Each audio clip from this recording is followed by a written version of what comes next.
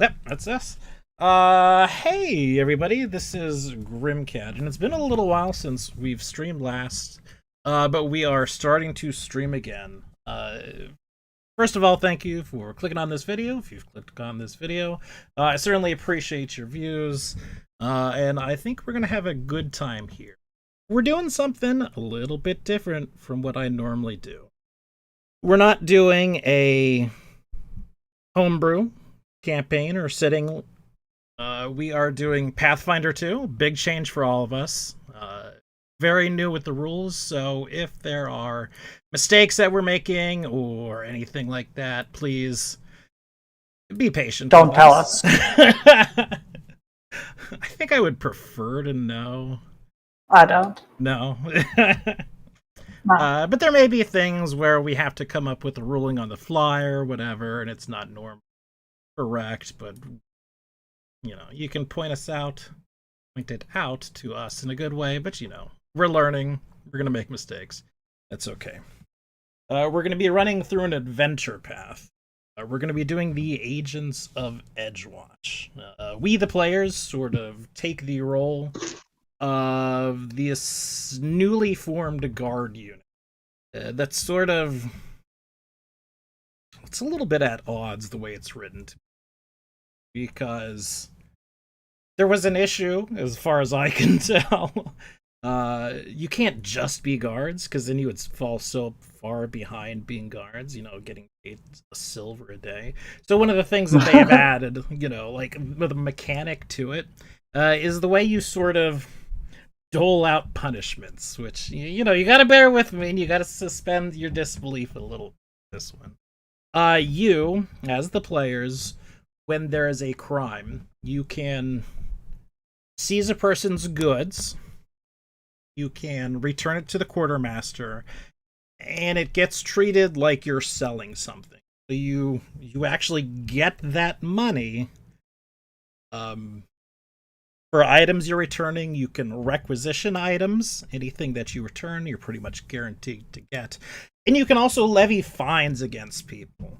This is the way you really make your money in the campaign, it doesn't want to have like this long, lengthy legal process on the backside. You don't have to know any strange city rules or anything like that.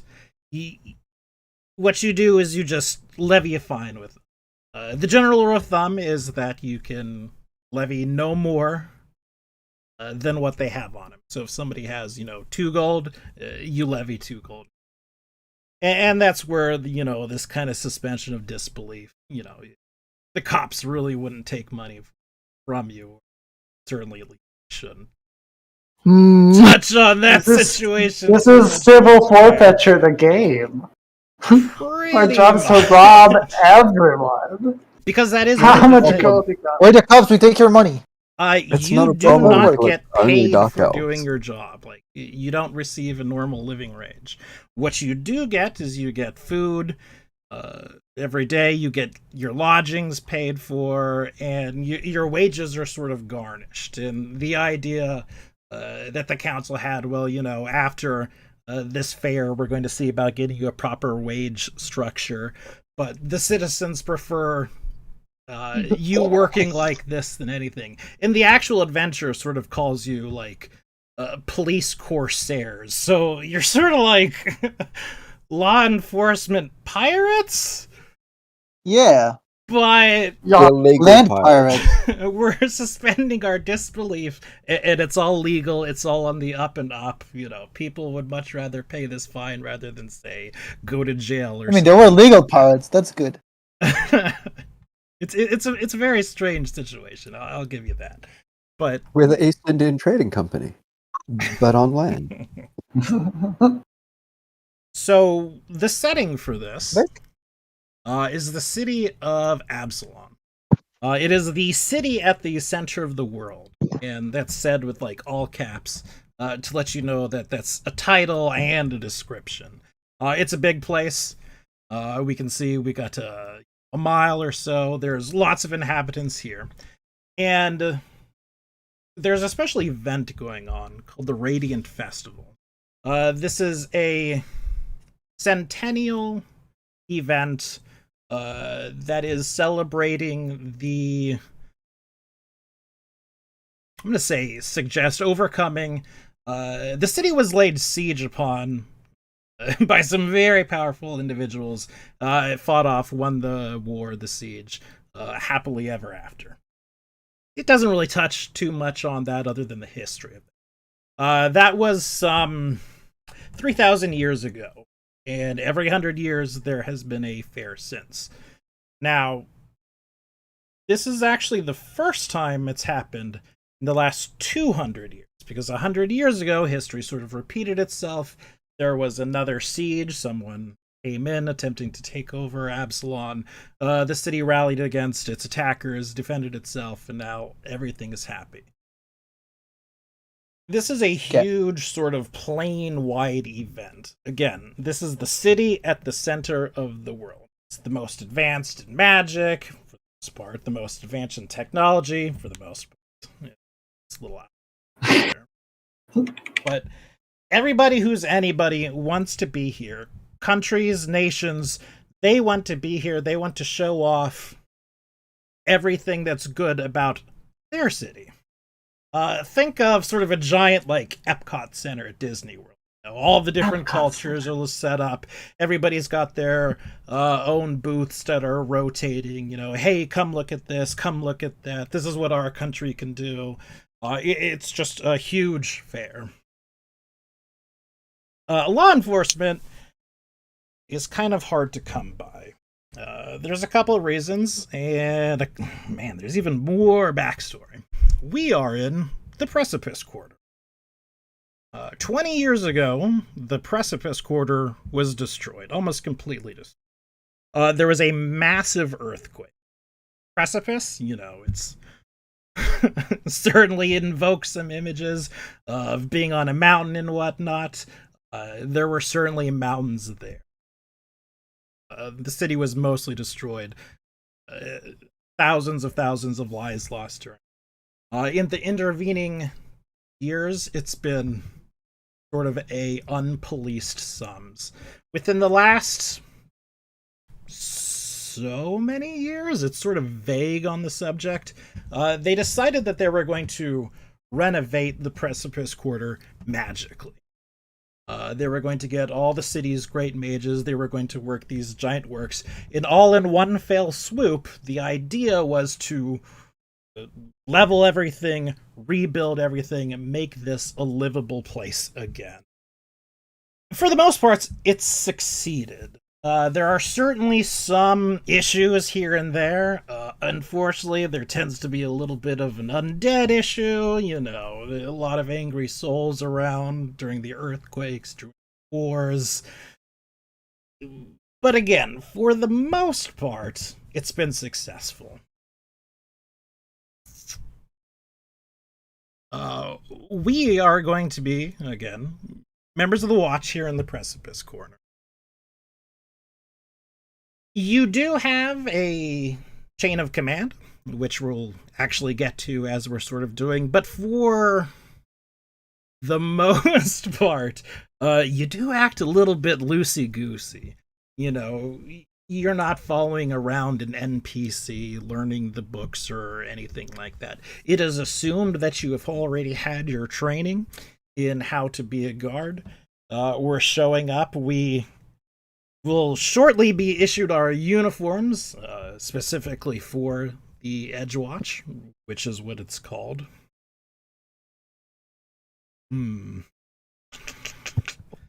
The adventure path as a whole will pretty much take us all over the city of Absalom. Jurisdiction isn't really a thing for the most part. As we get later into it, you know, we'll be talking with other officers of the law elsewhere. But for now, pretty much our world is the Precipice Corner.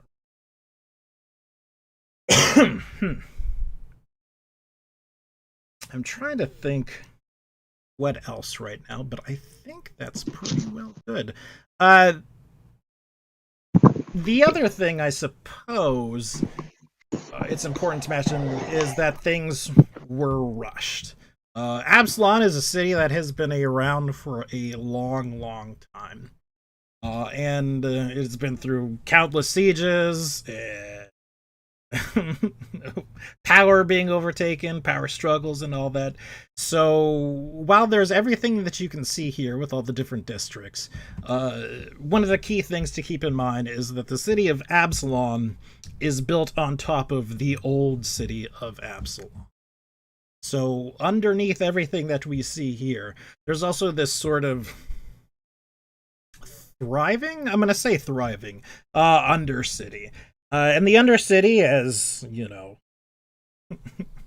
sort of archetypical to this situation, not a great place to be. This is generally where our monsters are. This is where our dead are coming from. This is where our criminals are hanging. But pretty much the entire city is built on top of it.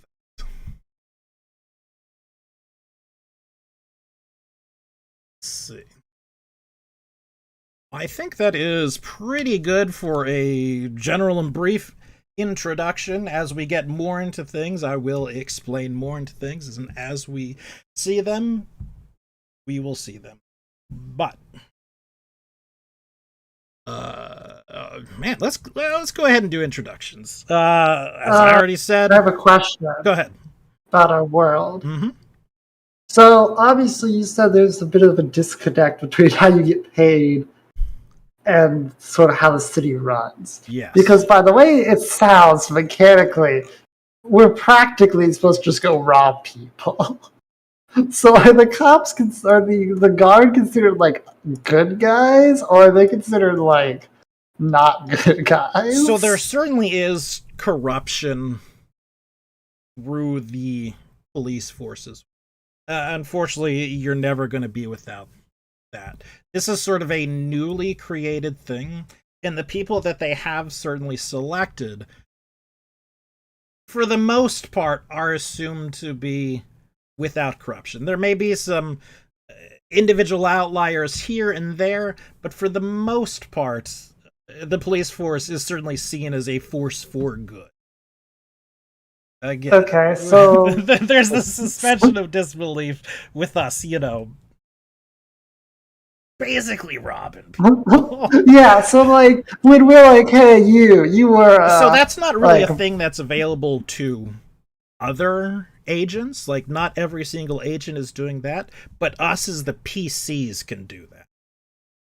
So let's say We're hypothetically the bad speaking. guys. Yeah, hypothetically somebody's like, So I don't it's know, just us beating up doing an it. old lady. So we're like, hey, you stop beating up the old lady. They're like, sure. And then we're like, how much gold you got? It? Well, I got 50 gold. Well, that's a 50 gold fine for beating up old ladies today. And Well, then he's yeah, like, oh, because here you beating go, up old clips. ladies is a Or pretty is severe that like, crime. I can't live it shook down here. So you do have some leeway in it as well. It's sort of intentionally vague about what you do with criminals, whether you need to take somebody in who's drunk or whatever for the night and put him in jail for the night. That's kind of up to you, whether, you give somebody a stern talking to, hey, don't do this, I understand you were stealing bread for your family. And that sort of turns into its own thing. Don't feel as if you necessarily have to take their gold,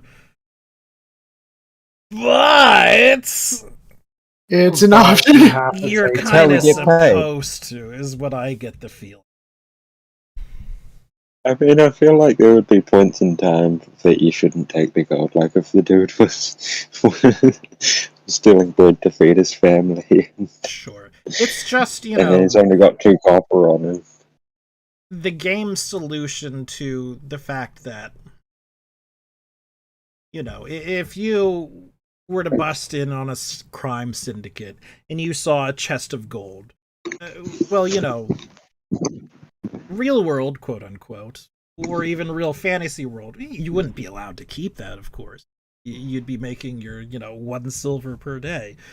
But since you are the PCs, you do have to make money to buy upgrades, this, that, the other. So you would likely get to keep that money. It just requires a bit of a suspension of disbelief. Any other questions? No, not by me anyway. Nope. Nope. Okay. Well, then let us do introductions. As I said, my name is Grimcad. It's not actually my name. It's a name I chose for myself. My parents were kind enough not to name me Grimcad, for which I am eternally grateful. I am going to be your DM for today.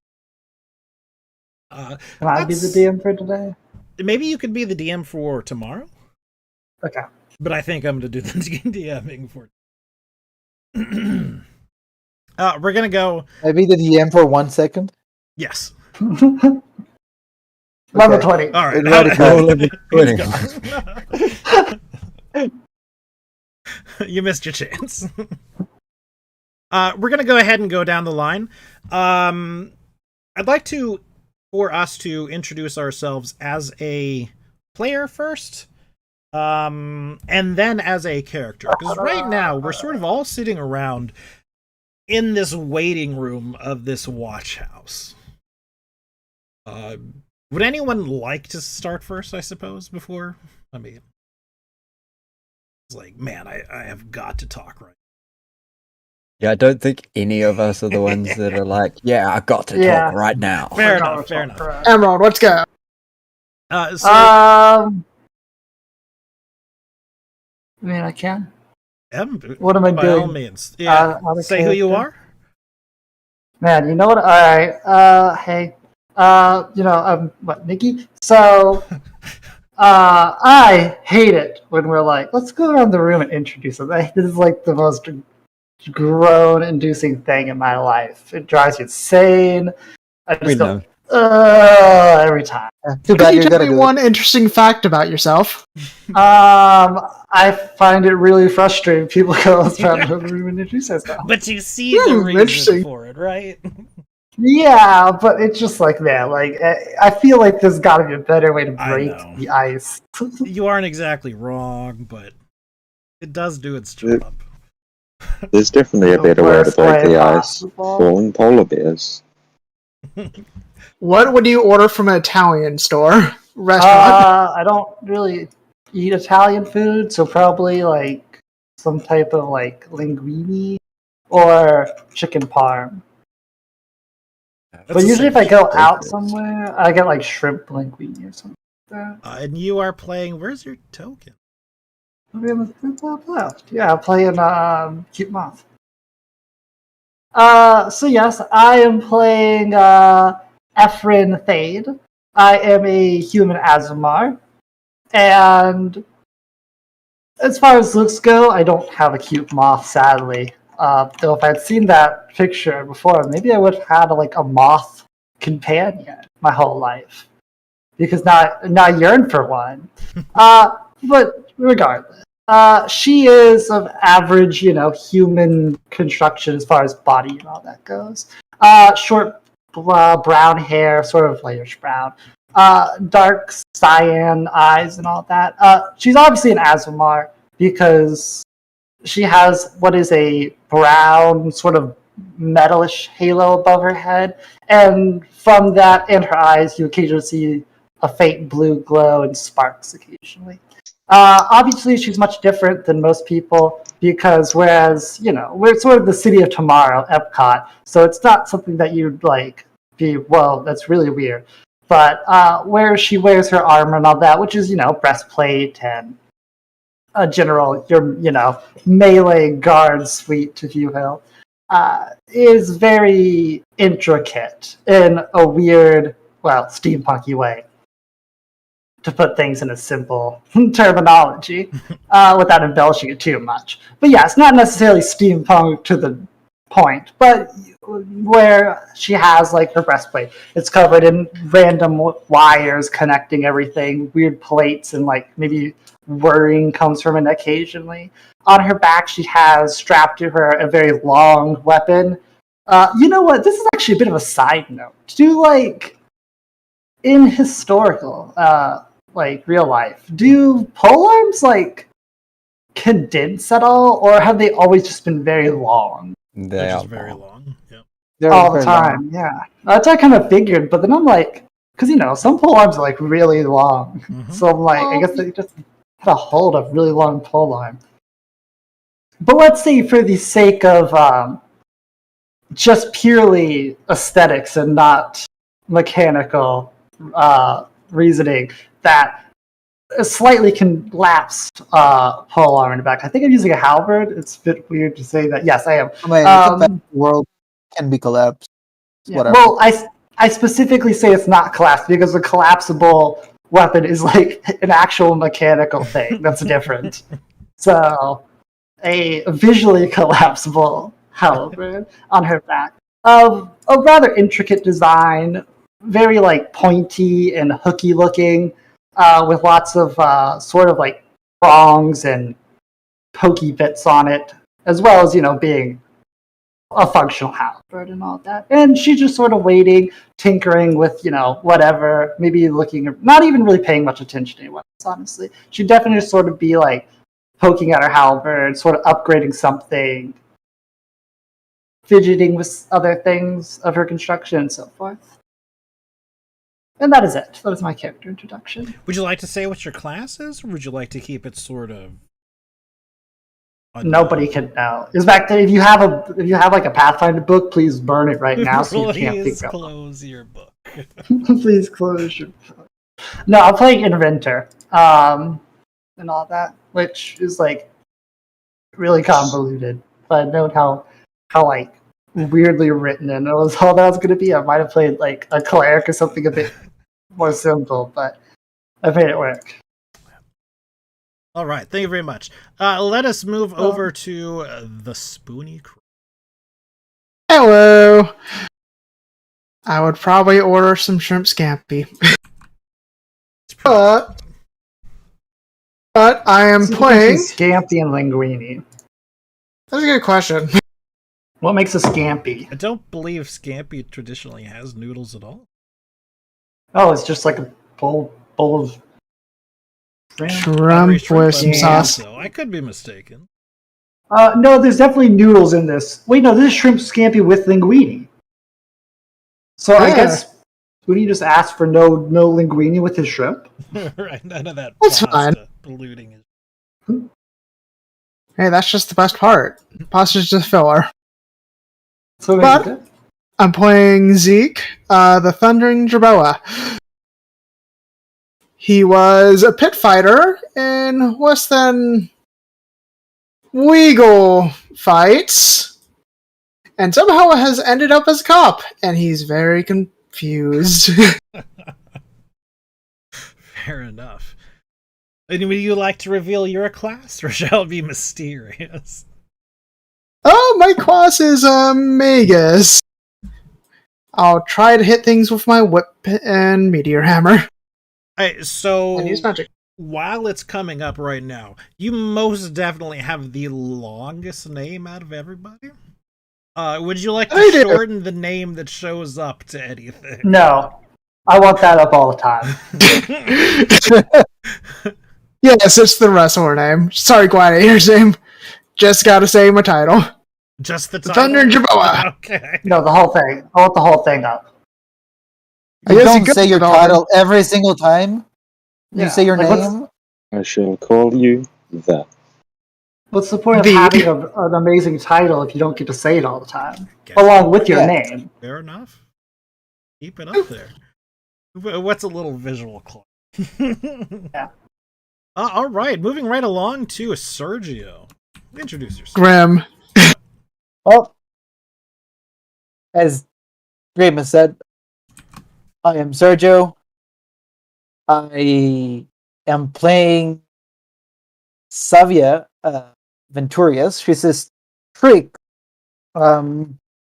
who's here to, join the cops. You can see she is mostly, her body is very dark, almost black, and her wings are a very dark brown that kind of turned black towards the tips. And you see she's wearing a simple, gray shirt and some jeans that are, cut by the knees because of her legs. But they're, kind of dirty and kind of filled with kind of like really like dirty and like full of soot. And she's carrying with her what looks like a gun attached to a sword. And yeah, that would be her.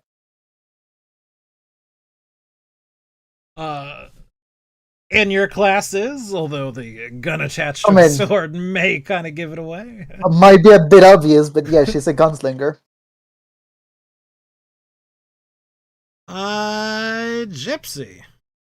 Hey, hi. Yo.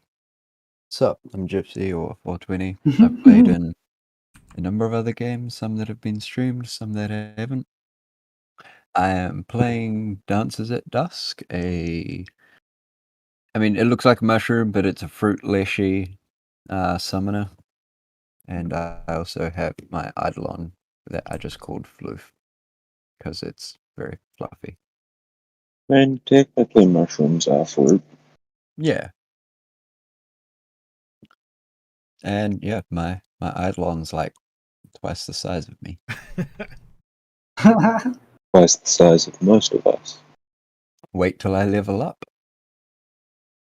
Oh. Then it will be twice the size of all of us. It can take the whole party with it. Can you ride your Eidolon? Yes, I can. When it levels it up, Constantly we ride your all idol? can at the same time. I mean, multiple people riding it, that'll have to be up to Grim later on. I'm not sure what the rules are for like extra large mounts and stuff like that, but we'll cross that when we get to it. Yeah, It seemed like it would be funny. Here you go. I'm looking up right now. I'll read Seems like exactly it what would be the funny to writing happen, though. animal companion says. All right, So and you are an last ally- but not least, Oh, I'm reading this. Mufasa. Say hi. You or an ally can ride your animal companion so long as it's one size larger than the rider. So he can. If the carrying capacity of a rider, the animal companion can use his land speed and can't make him move and support you on the same turn. However, if your companion has a mount special ability, which this probably doesn't, then is especially suited and ignores both these restrictions. You can ride it though. Thank you. You're welcome. So I'm Mufasa. I'll be playing the little halfling known as Jameer. People just call him Jinxes though. Oh no, it's not a gnome. No. Unlike your average happy-go-lucky halfling, Jameer very often doesn't look like he is in a good mood like many other halflings. Although he's never seen far from his instruments of his own making. He'll always be like, he just seems grumpy most of the time. All right, thank you for.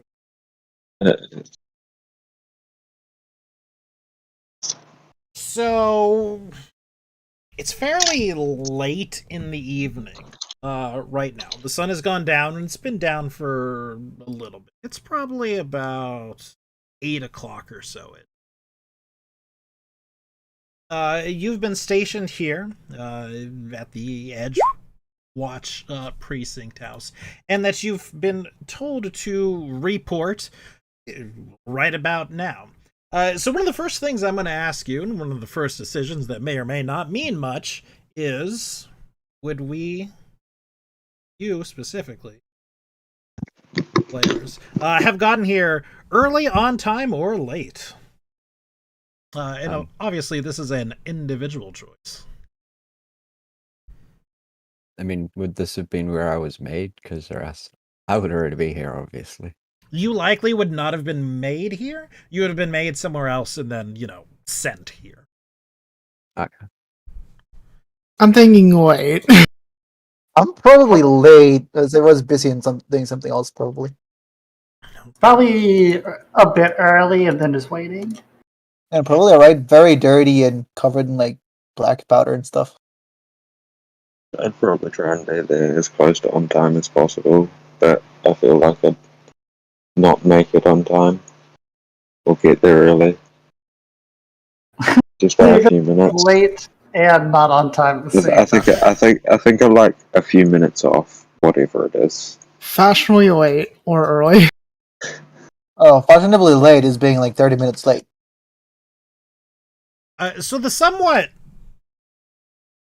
large person who has been sort of manning the desk this time has introduced himself to you as he's been coming through as Corporal Fred Dobbins. And he's basically one of the fronts to the thing. This sort of office house, watch house, very obviously has sort of two things where business is done. We have sort of the main. I guess this wouldn't be we have sort of the secondary office where if we're very specifically meeting with somebody or we're waiting for someone, this is where we go. If we have just sort of more generalized watch business, reporting a crime or something like that, we have sort of these sets of desks and whatnot over here that are being man, woman, but not child, because they don't allow. Eventually, the last one of you, whomever it would be, between, Savia and Zeke, and I suppose Jameer as well. I wouldn't have been late. If anything, I would have been right on time or early. Mm-hmm. He would notice you come in. He would sort of look at your faces rather closely, look at some paperwork on his desk, look at your faces, sort of steering back and forth.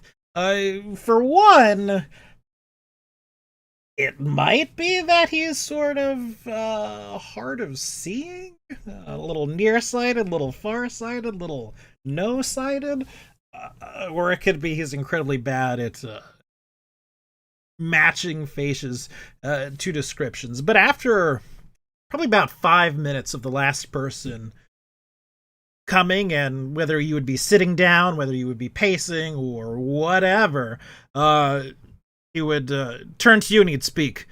Right, is this the lot of you then? You're the new recruits, right?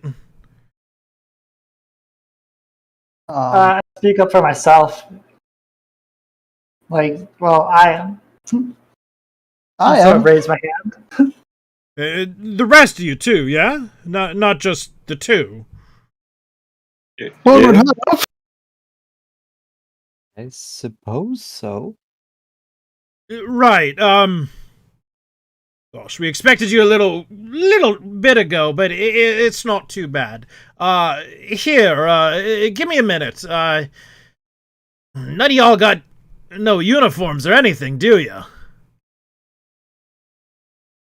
Looks down No, That at is definitely more of a everybody. rhetorical question. As no, you would not have uniforms. They should have steal one on the way in. Well, no, you don't have to do that. He gets We are up. allowed to steal. He leaves. He goes somewhere, and a few moments later, someone else. He transformed into someone else. She is a half elf. What looks like she has some sort of Asimir heritage in her as well. She is garbed in the traditions of the new tradition of the Edgewatch, which I also have a handout for as well. And you may laugh at this handout because, funnily enough, like for generic guards, the only handout I could sort of find is like miniatures. But they still sort of get the job done. It's this very teal thing.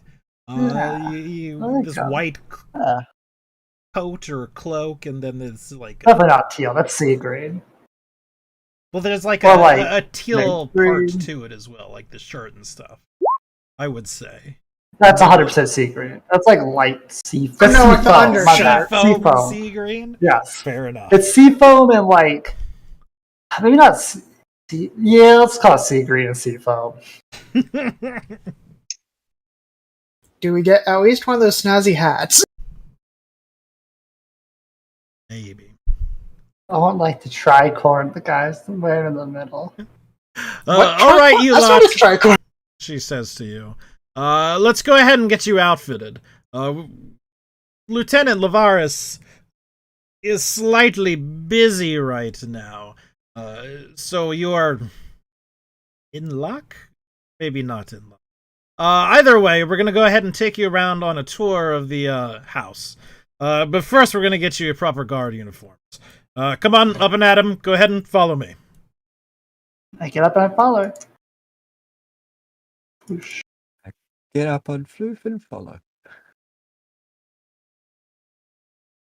Please don't make us walk step by step. Oh, I'll make you. So, this right here. Two things. Number one, the door that says "Do not enter." Laveris's offices. Do yourself a favor and pay attention to the sign on the floor. If you're not called in, don't enter. Second thing, you notice this bench right here? It's not a bench. It's the duty board. Again, we have to sort of suspend our disbelief. Your patrols will be here. Any sort of disturbances or anything will be marked with pins. If you don't get orders telling you to do anything else, the first thing you do every day is you check this board to see what you are to do. Understood? Aye, aye, Captain. Yeah. I would be quietly nodding from in amongst fluff. Look, we're not the army. We don't need yes sirs, no sirs, or anything like that. Except for Laveris, mind you. Yes sir, no sir. 3 bags full, sir. Got it? What does that mean? It means make sure to say yes or no. Be very polite and cordial. And not real good with the idioms or axioms or anything, are you? Also, just kind of blankly nods along with everything that he's saying, or she's saying. No worries, I'm sure you'll pick things up soon. But that said, you know, when somebody asks a question, you should at very least give them an answer. Yes? Fantastic. The door opposite is the kitchen. You will note that the kitchen is locked. It's not to say that you can't get food, but you can't get food from here. The kitchen is pretty much Cookie's domain. If you have business in the kitchen, make sure to knock. Cookie will come to the door, unlock the door, wait till a count of 30 for Cookie to hide, and then you may enter.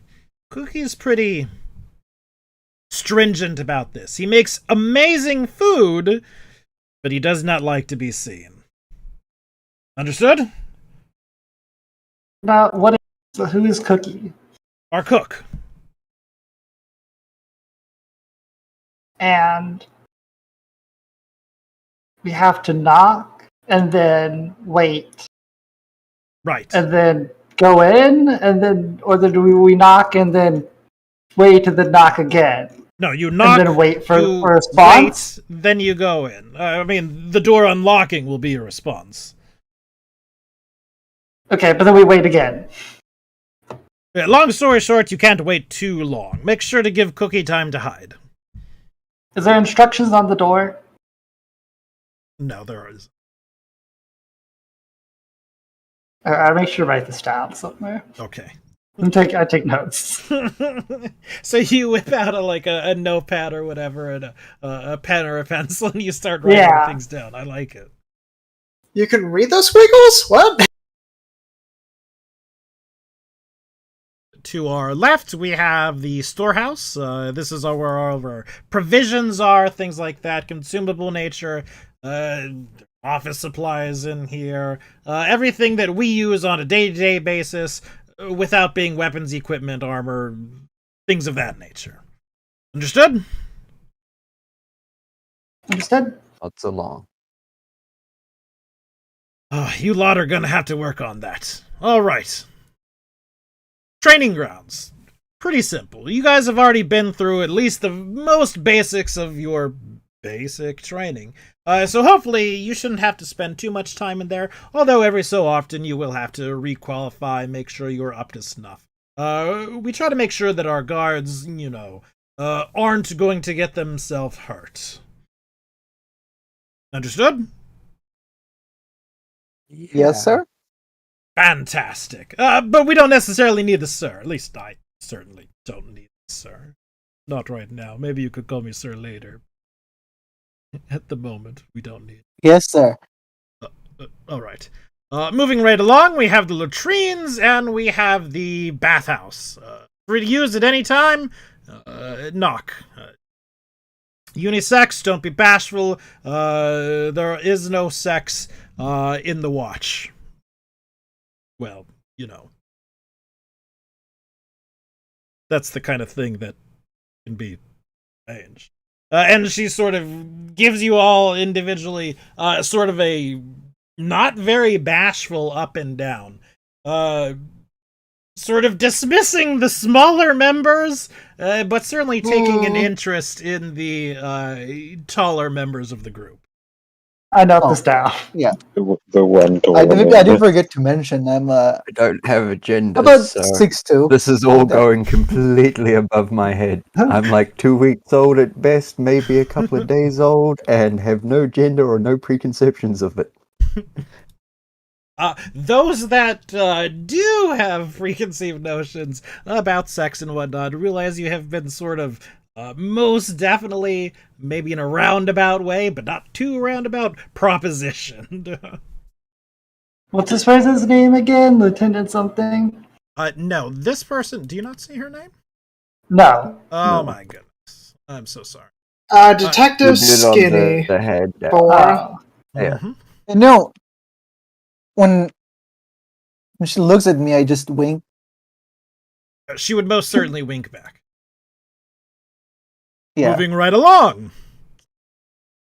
Doesn't look like an ASMR to me. Doesn't have a halo, but past that, Exactly. To our right, she knocks on the door.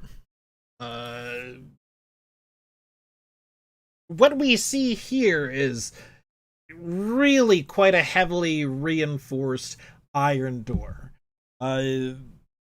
It's got sort of the slots in it, which opens up, and a man is waiting on the other side.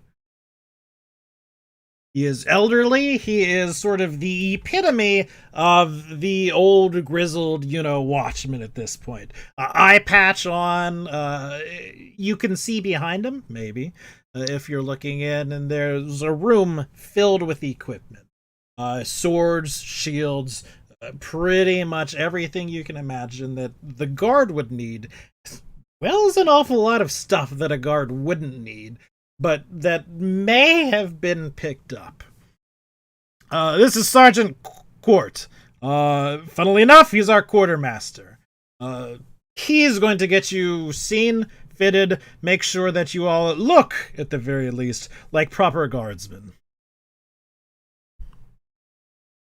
He spits on the floor. All right, come on in, one at a time. Nah, I ain't got time for that. All of you on in, let's get you fitted out. You got tools? Walk in. What kind of tools?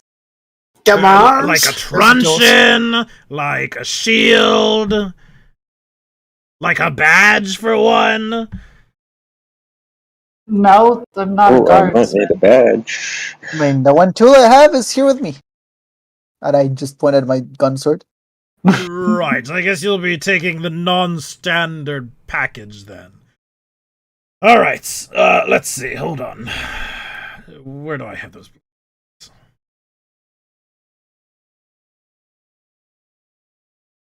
This right here Over here is your now. badge. It is, in a very real effect, your shield. If you wear this, it takes someone, well, doing a conscious decision, or making a conscious decision, to mess with the guards. It will keep you safe. Do you understand? It's a symbol of your authority. No. It's a symbol of the city's authority. Was that a no? Nods. Or did you Those say are nods? nods. Okay, I thought you said Nods, no. yeah. This here is your uniform, and it gives you a uniform similar to what everyone else is wearing. It fits over your armor if you have any, over your shielding, or can be worn as clothes. Very, stretchy, fit all. Really works out well. He makes sure that you all put on the uniform, and then he would make sure you all pin on the badge as well to make sure it is where it needs to be. I just look at the uniform and ask him, "Do you have any Caesars?" No, but we have some uniforms specifically made for those individuals who are more wingy. Ah, that works. Yeah. And sure enough, he would make sure that you are all fit out and kitted out in your uniforms. Should you not have had one before, he gives you all a truncheon as well. And we can see the truncheon stats in the Discord somewhere if you'd like to add them. Cheat. As well as a iron badge. Right, you find... I asked this in character, what's a truncheon? Truncheon, like a nightstick. It's a club. Yeah, it collapses. I just call it a nightstick. Well, because it's black? I've never really thought about that, honestly. What an interesting question. Game up over clothes, but what about Leshy? Because I don't even really have a body shape. It's mushroom. I mean, you still have a body shape, and in some way, shape, or form, they would not only have fit you into something, but would have fit, at the very least, a scarf or something on Floof. Oh, that's cool. That's in the guard's colors, as well as a badge. Weren't you made to work for the guard? Probably wouldn't you have been made in the guard's colors? Yeah, could we just say that? I don't have a problem with that. If that's a thing that can do, then yeah, we can do that. I'm still it's just pure thematic coloring and everything, and then I can still carry the badge and everything, and I'm happy with Floof having the scarf and badge.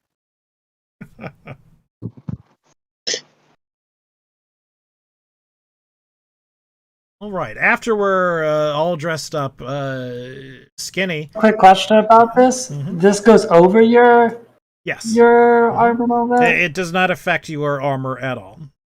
Something that simply goes over. I get one that's kind of baggy, like an oversized t-shirt or something. Okay.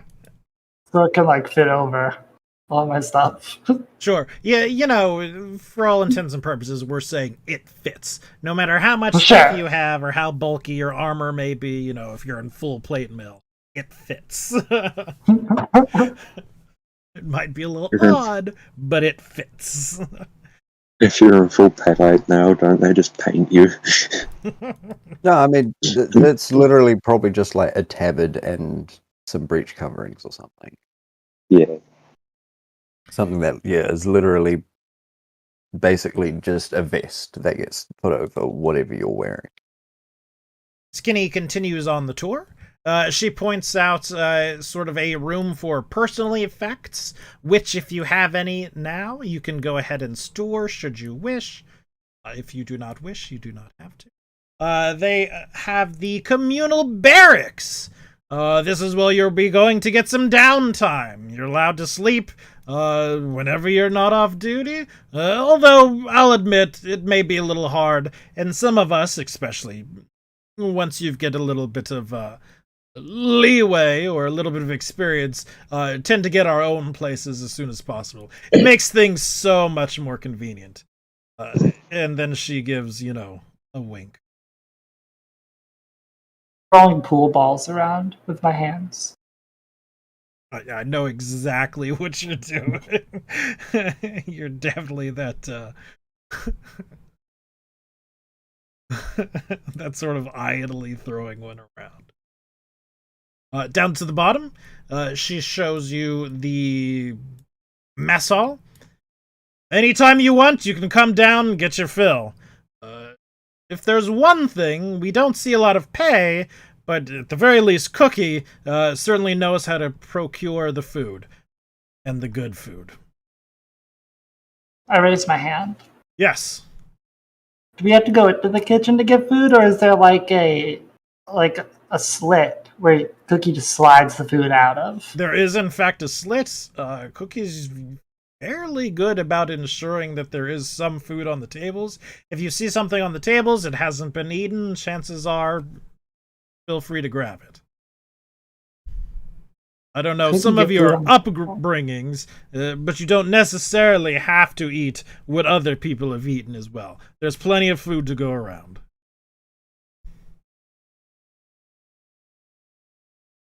Hearing that, I'd probably grab something and then. That said, it's generally something that you do when you're not on duty. I'd just walk around eating it still. Like, it's been a couple of days. You would definitely click her tongue and mumble something under her breath. But not quite so you can hear. Down to the south, we have sort of our workroom. This is where we keep our documents.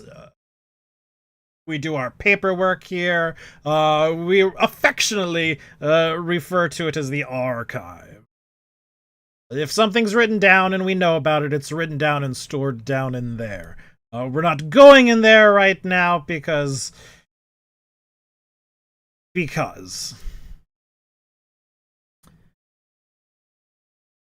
Down this way, we have our cells. Usually done by Corporals M&M. They run sort of a type ship. I don't think we necessarily need to go in and see right now. It can be a little bit of a hassle, because again, as they run a type ship, there's paperwork to do, there's seeing, there's patting downs. I'd rather avoid it at the moment. Somehow lost my tokens. Oh. So, Corporal M. Renton, who I have a handout for. Are you able to resize it and then save the tokens? Yes, I us? just... Yeah, Whoa, you see the mushrooms growing inside. obviously I did. Oh, maybe. Oh, he's centered now. Nah. Hacks. Well, he was Oh. up until I clicked. Save the two. That's sad. So, M. Renton, through the bars, gives Skinny a nod. How's it going, Des? She blushes, and then sort of turns immediately. Well, that more or less concludes our tour. Do we have any questions now that we've sort of seen everything?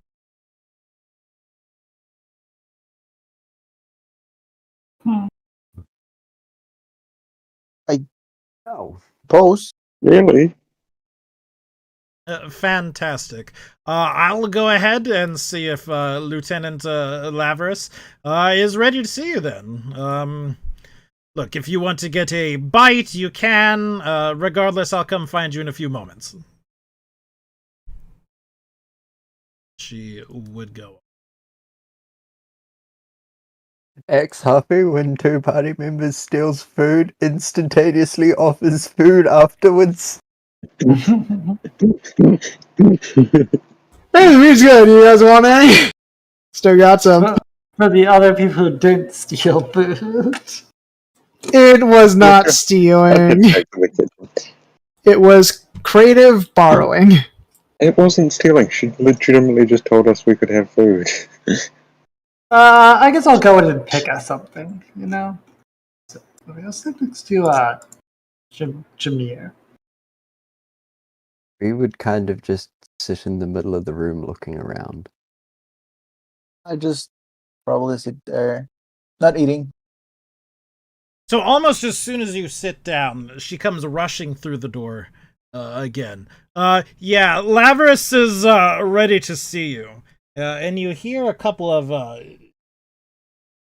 what you presume to be sympathetic groans from the other watchmen and women who are in the sort of cafeteria eating already. I'm in the middle of about to bite my chicken leg, and I put it down sadly. And stand up. All right, well, come on, no dawdling. My mouth full. Head out the door.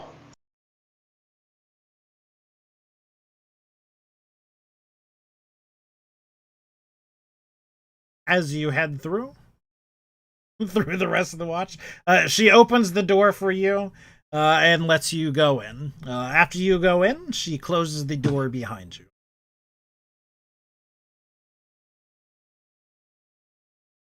Whoa, giant moose head.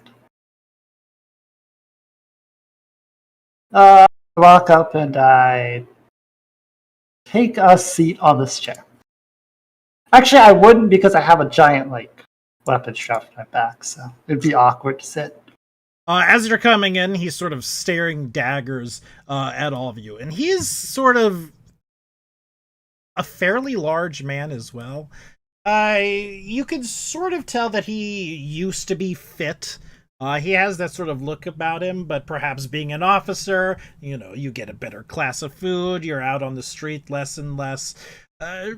It's sort of one of those things. He's no longer the young man he used to be. He's definitely a man within his march to middle age. Let's go ahead and say it like that. He shouts at you to stand at attention. Sort of stand up at what is not attention, but I'm listening type deal. I don't really. I just stand there leaning back against the wall, listening. I strike a pose. That's what they say, get attention, right? That's get their attention, right? But no one else is actually standing at attention.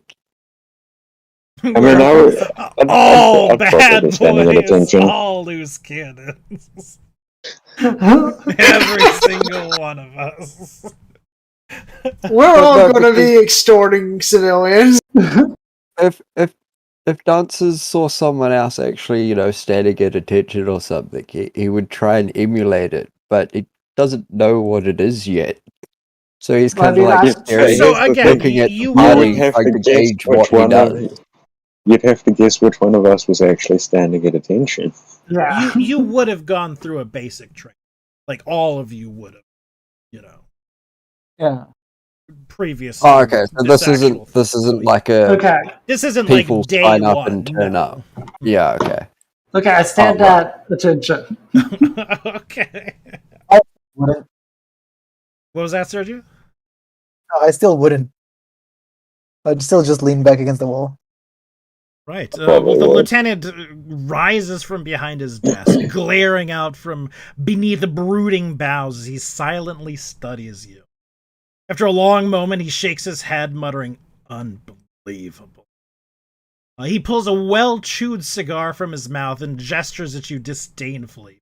This year's Radiant Festival is the most ambitious peacetime undertaking the city's seen.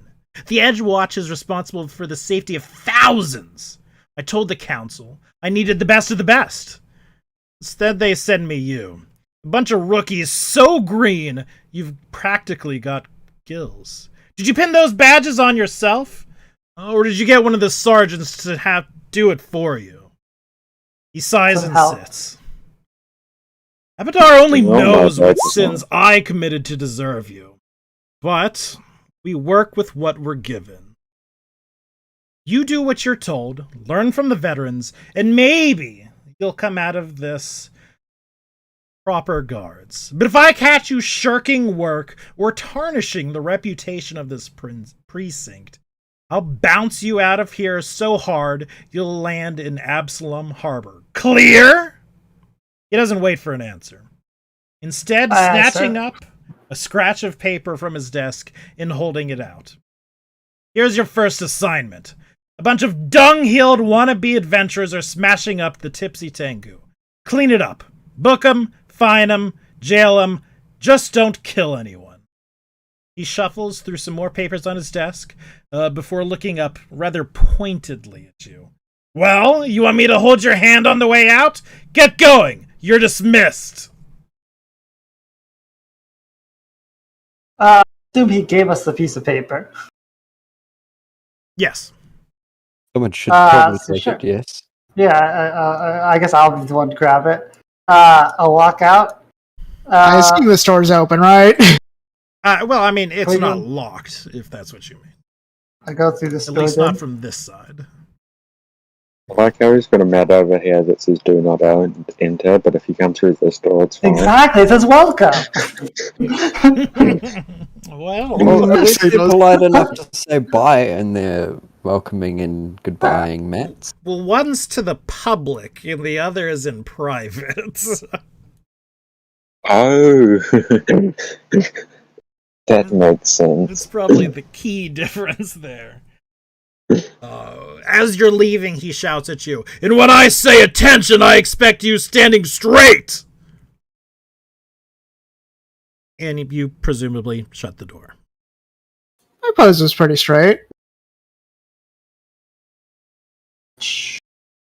That was the sound of the door closing. Like, I like it. yeah, I would go outside. I wouldn't want to wait I inside. the can't cramped stand lobby. straight. So, would we know where this would be? If you do not know where it is, you can fairly easily find. You know, it would be just the matter of, asking Fred. Can you see his names?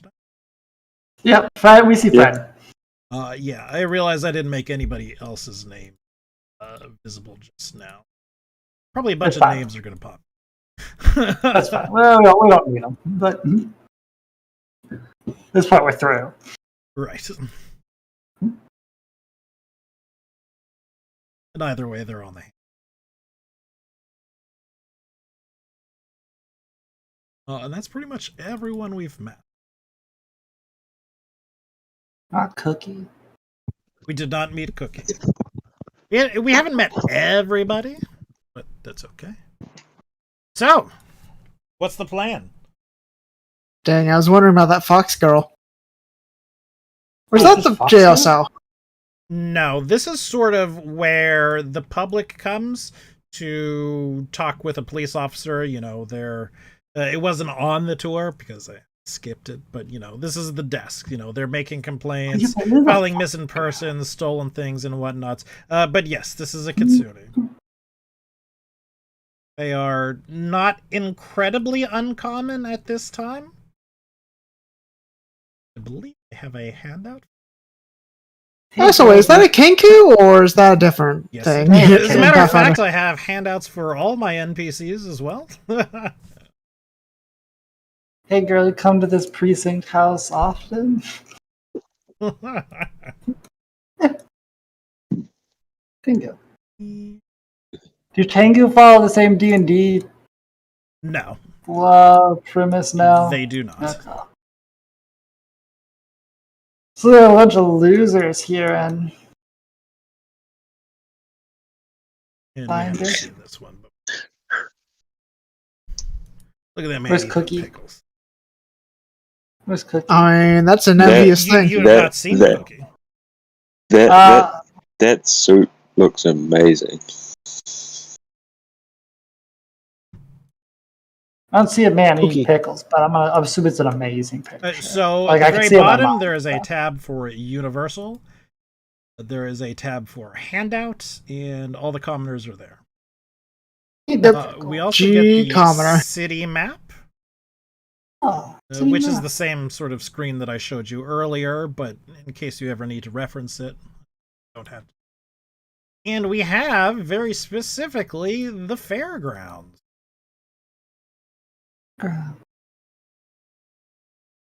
Uh, Oh, well, Mind Very you, nice looking the playground. district as a whole is not mapped out, because for the most part, it's sort of irrelevant. As we need, we will arrive at areas, so on and so forth. We don't need to know their exact location. But the locations of the fairgrounds is a bit more important. All right, questions? to go. I don't remember. Does anybody? No, not really. Well, but I assume it's on the paper. Let's go, box. Yes, there is a complaint at the Tipsy Tengu. What you have The is a Tipsy sheet in Tengu. your hand. Excuse me. From one Bellberry Breckenridge. Apparently, there is a group of adventurers there, and they are causing trouble. Is there like a time on this? I mean, preferably while the adventurers are still there. Well, that's what I'm No. saying. Is there like a time No. on when this was submitted? This- No, no. Now is when it got submitted, pretty much. Like, because he just walked through the door like a couple minutes ago, or like, like this could be like 10 days old. You're not entirely sure, but Uh, you got told it's what your assignment was. So we're supposed to go to the Tipsy Tengu, and there's no other information on this other than some people are causing a problem, and they're drunk. So I what's don't know one? what we're looking for, but I guess the best start would be going We'll to be the right Tipsy back in Tengu. one moment. Were you an investigator or an inventor? I'm out of character. I'm an inventor, not an investigator. Okay, I was gonna say like an investigator not knowing what to do next. An Actually- investigator. And there's a reason I'm level 1 investigator. True. Don't worry. I mean, my 0 in wisdom shall prevail. Well, I guess 10, technically speaking.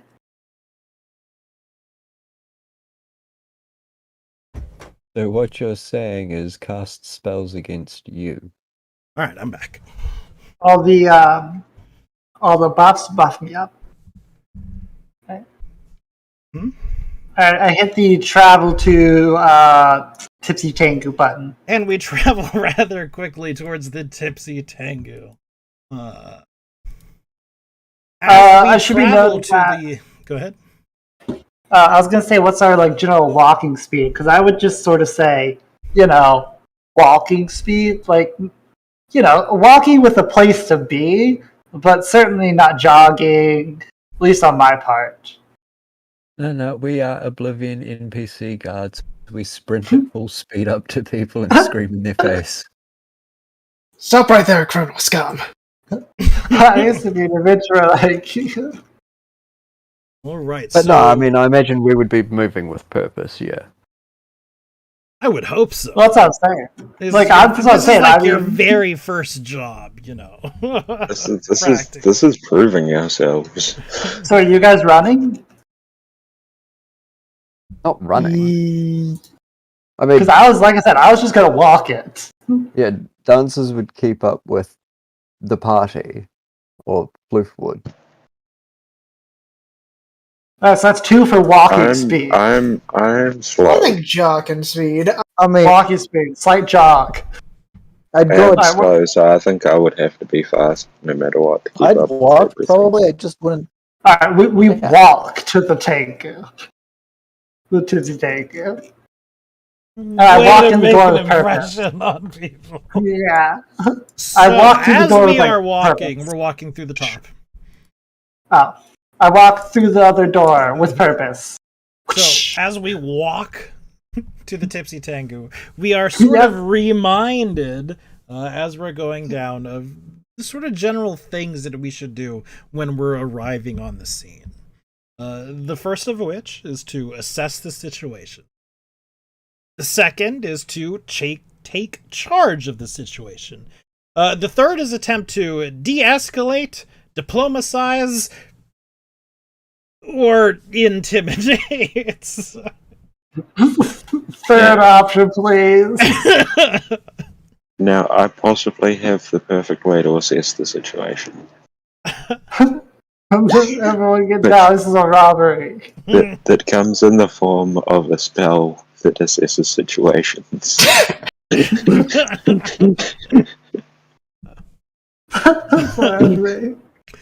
We then sort of determine the outcome of everything that was going on, and we, do our sentence, whether it's fining, running warrants on people, things of that sort of nature. But again, that's sort of just a general rule of thumb. Of course, de-escalating is most certainly, prioritized and enforced. You are peacekeeping agents. Alright, I walk through the door and I analyze the situation. What do we got? Couple things happen. Number one, the interior of the Tipsy Tengu is a raucous mess of tipped-over chairs and spilled drinks. A motley group of drunken adventurers is the clear cause of the chaos, including a dwarven bruiser wearing a horned helmet. Okay. Bring his thing up now and make his name known, even though we don't necessarily know his name. Sure. That's fine. Stop right there. I'll go ahead and just Person who we don't know. read off everybody and then I'll show there. Sure. Let's see. There's a sloppy-looking elf in robes, an armored human worshipper of Caden Callion, and a leather-clad halfling. As I mentioned, these are very obviously the adventurers, and they're sort of pretty much obviously, making a ruckus. Let's be honest here. We have this gentleman that we are closest to. He is,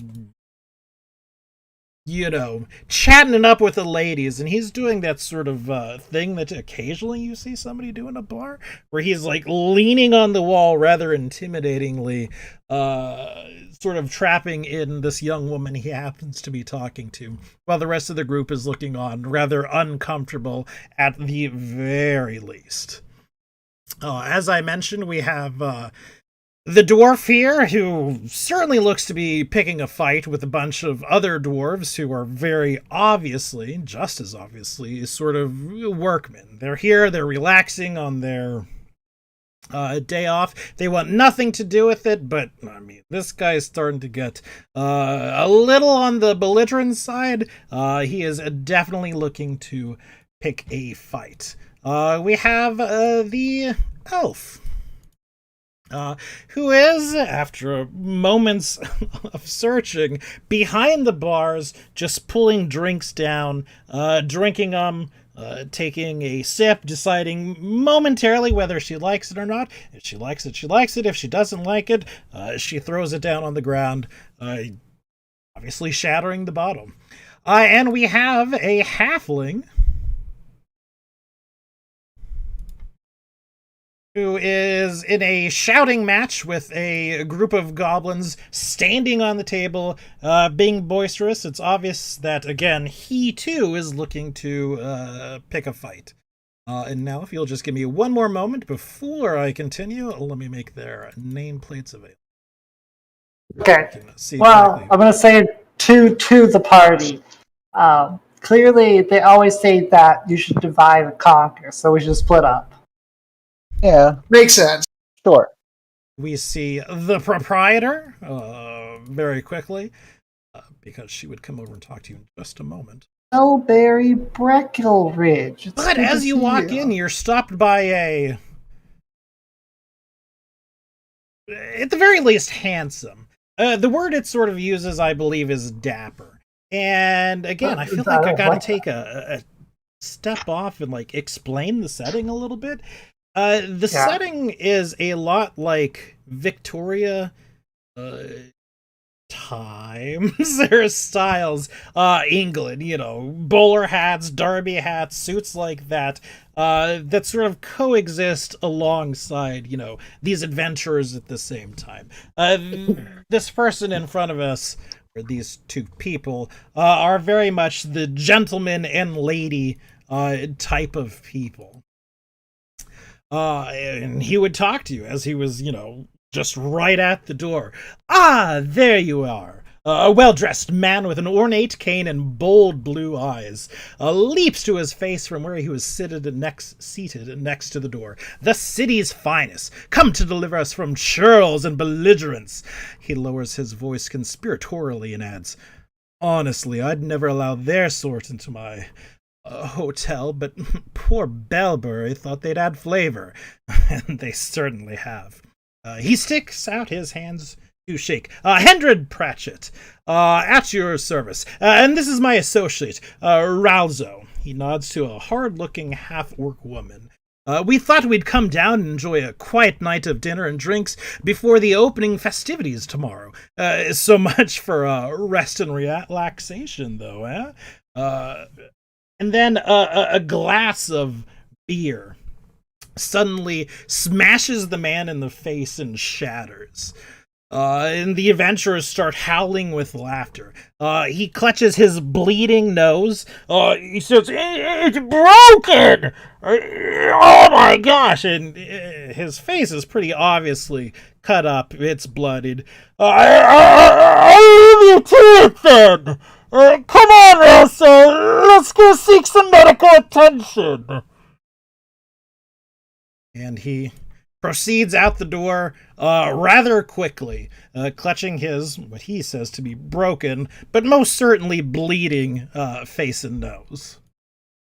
Do we stop him? No one leaves the scene. And here is Ralso, and here is Hendred.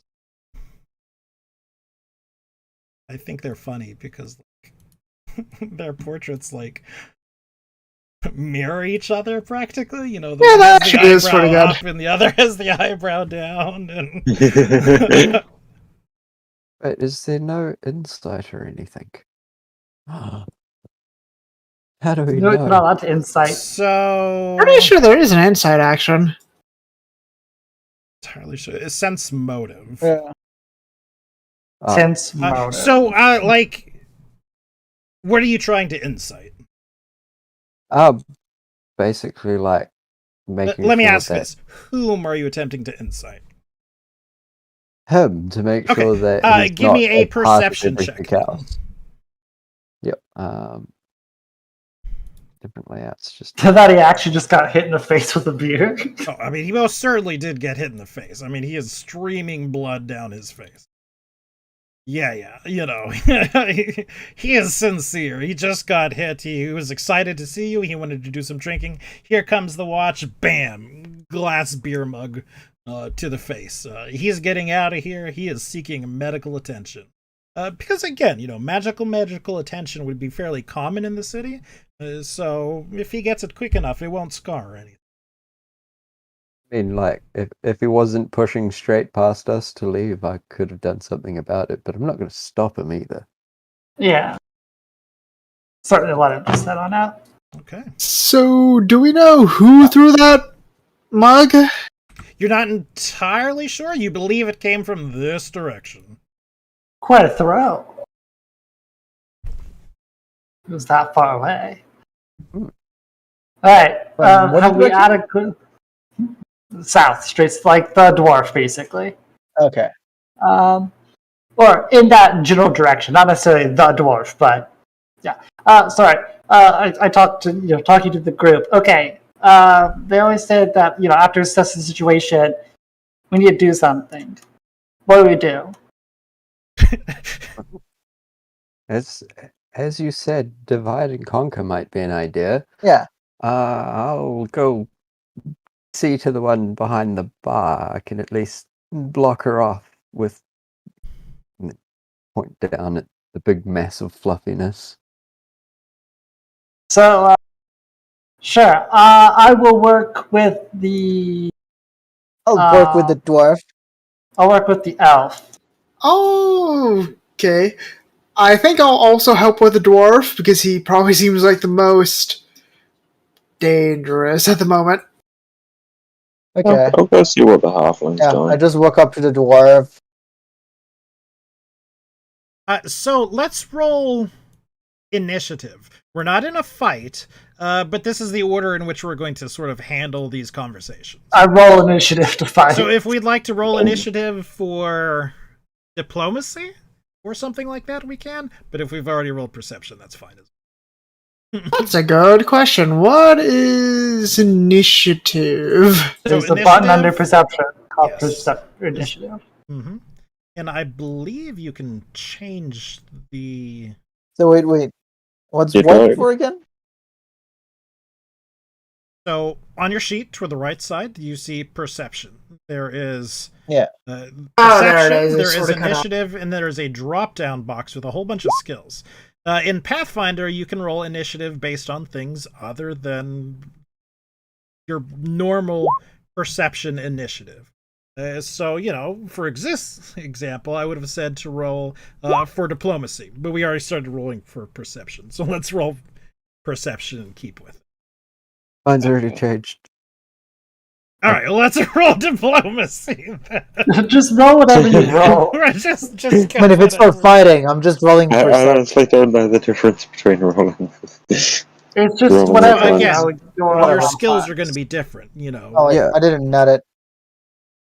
I forgot to select my token. Oh yeah, I didn't select my token either. If you're a real talky character and you're sort of in a talking quote-unquote challenge, you're probably going to go quicker than you may in a combat challenge. Sort of representing your quick thinking. All right, I've got 3 people who have rolled initiative. Make sure to select your token. You may have to click on and click off and all of that. See, I've rolled it twice and it still doesn't. And I'll keep 3 that token, times. right? I see nothing ever changes in this world. I don't know how you have so much trouble with it. She needs I a did It it. actually worked this time. Did it? Yeah. I swear, Emerald just needs a new laptop or computer or whatever she's on. If you'd like to finance me, by all means. All right, Afrin, you are up.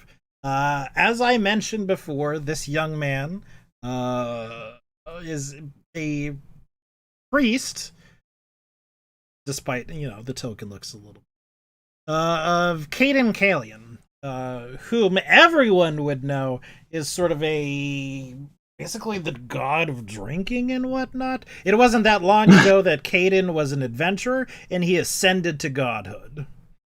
But he is, still managed to get quite the following as it is. Well, I see that he's simply a man of passion, and I leave him to his ways. He would certainly see you coming. He would see the rest of you. You are clearly dressed up as members of the Watch. He gives you a look up and down and he spits. What do you want?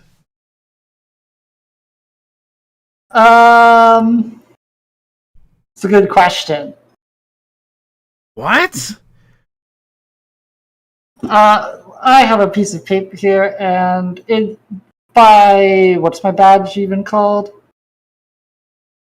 I look at my shirt. You're What does the it say? Edgewatch again.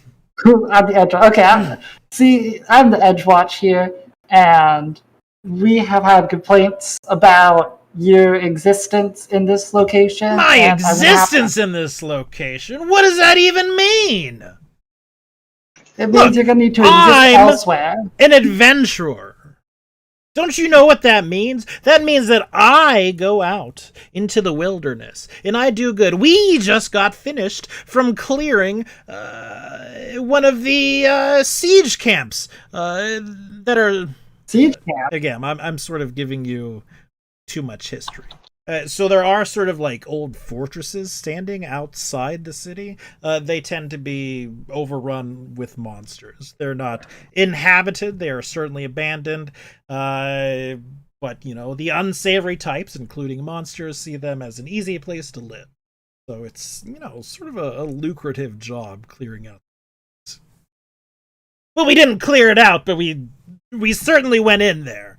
And now here we are trying to get a drink for a job well done, and now you're bothering you. You, guard.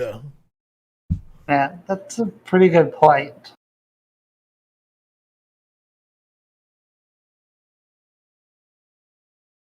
Did you just get out diplomacied by the NPC without a role? I'm the adventurer who couldn't even finish an adventure. We went in those ruins. We didn't clear them out. Here I am trying to make the acquaintance of a young lady, and he would just sort of grab her arm. And you can definitely tell that he's grabbing her arm a little too tight. Besides the fact that he's grabbing her at all. I mean, drinking is fine, but you can't be aggressive towards others upon doing so. Why can't I? What are you gonna do? Are you gonna stop me? Well, I mean, I could write you up for it. And eventually, I mean, you'd have to pay it. Like, even if I couldn't stop you right now, I mean, I could just follow you around. He definitely frowns, crosses his arms, spits again. I'd like to see you try to make it stick. So, this and these are sort of obviously skill challenges. So the way sort of a skill challenge works is that, you know, we do a little talking and all that, which sort of factors in ways to what roles we would like to try to make. So even if we're not like, we as players are not great at, like, you know, talking and convincing somebody or something, we can still go ahead and make, say, diplomacy checks to try to get them to stand down, or intimidation checks to, you know, I'm bigger, badder than you. If you pick a fight with me, you're gonna mess up and all that. So the role playing does factor into it. At least that's the way I'm going to do that. But it isn't necessarily the whole thing. Well, luckily for you, what I just said is exactly what I said in character. So. Okay. He does not seem concerned at this. And we're going to move over to Jameer. Jameer, the situation in front of you is that there is a group of goblins that are all sitting and drinking. The one goblin standing on this table is about to come to blows with this halfling named Skebs. As far as you can pick up, because, you know, the goblins are willing to tell you, is that they caught Skebs red-handed trying to steal something from this goblin right here.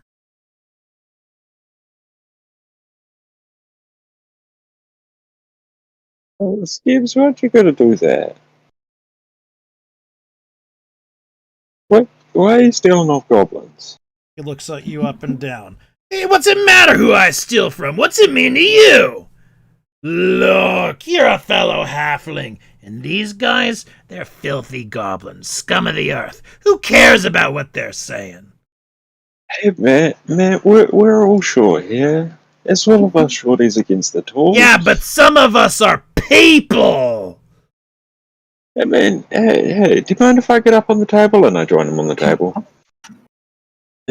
We're people. These people have lives too. They may not have the same, look as you. They might have different colored eyes. Their eyes might be a bit more pointy. They don't have hair on their feet. So what? What do you mean, so what? It makes a big difference. It really doesn't. You see him over there, and I point to a toy. They're so much different. You're just a goblin lover! And he spits on you. Now that I will not have. I'm gonna need you to get off the table. Well, why don't you make me? And then it goes over to directly in his Savia. Yeah. I just look up. Hey, you little man. Are you causing trouble here? Little man? Back down. Who Yes, the fuck are clearly you, you're you little. bird-winged bitch? I'd like to see you see that shit to my fucking face! I just lean down, straight at his face. Little man. Okay, so. Dances at dusk. Yes. I would kind of make a coughing noise to get her attention. So she would look at you, and as, she's going through these bottles, that you can see that there are just tears streaming down her face. She is, sort of doing this drunk, sobbing, crying, drinking type thing, which, I can't even imagine. It's awfully hard to drink when you're crying. Impossible, as a matter of fact. Even only being a week old, even then, dances is just kind of like, ooh, messy, sobbing, crying, ooh. Do you kindly stop that, please? Unless, of course, you're willing to pay. Your clothing certainly suggests you'd be able to. Don't have to pay, adventurer. Invited to come here. Free drinks was given by her. And, she fingers over to the halfling woman. I would look questioningly at Bellberry. And she looks very distressed. It's like, well, yes, they were going to drink for free. That was part of the deal, but look at them. She's just smashing bottles. She's breaking more than any one person can consume, taking sips of it, ruining my entire stock, and look at the rest of them. They're breaking furniture, and sure enough, there is broken furniture around, although none of them are currently breaking furniture. Oh, look, you guys have got to do something. You've got to get this under the control and get them out of here. Want to... We'll be re-rolling initiative if this all goes to combat? Sure. Okay. Yes, because, again, we mostly rolled diplomacy for initiative. Yeah, I've got that as well, which changes my initiative. Sure, but if things go south... We will reroll initiative. I'm going to use this on this and try and really lean into the cuteness of myself. I think it would be a lot preferable for, you and all your companions who seem to have taken more than their fair share of fill if you paid damages and leave. Consuming is one thing, which was offered, but and motion to the damaged bottles on the floor and point over to the broken furniture. You don't even care. You're just like all the rest. Well, Scrabble's died today. Well, he doesn't sound like a very good adventurer then. She just starts bawling more. And she said, he was my familiar. Oh man, it's gonna take a year to resummon. But familiar, is that like an eidolon? I mean, you can just recreate it, can't you? No, I can't. It sounds like you shouldn't have let it die then. I didn't let it die. I got hit by a trap. Stone Golem fell on him. It was instant. At least it was instant. I mean, it could have been really long and drawn out, and But all he's of those. dead. Messy solving, right? You're right.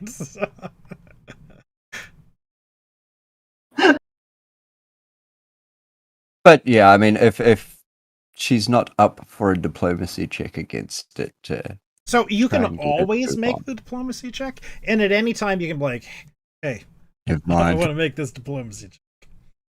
Well, I got good news and I got bad news. You didn't make it. You didn't crit It's not the fail. good news or the bad news. You didn't make it. So, That's fine. I can't crit fail anyway. It's okay. fair enough. Zeke, it is seconds Ha-ha. away from coming to blows with this dwarf in your guards. Gotcha. Your How fellow guard, tipsy? excuse me. Gotcha. How tipsy is this dwarf looking? How tipsy? I mean, he's certainly feeling it. Kind of hard to say He's past also- that. Dwarf. Yeah. Would you say he's a bit unbalanced? No. Hmm. I shall attack the dwarf to make the combat diffuse. Okay, then that throws out one plan.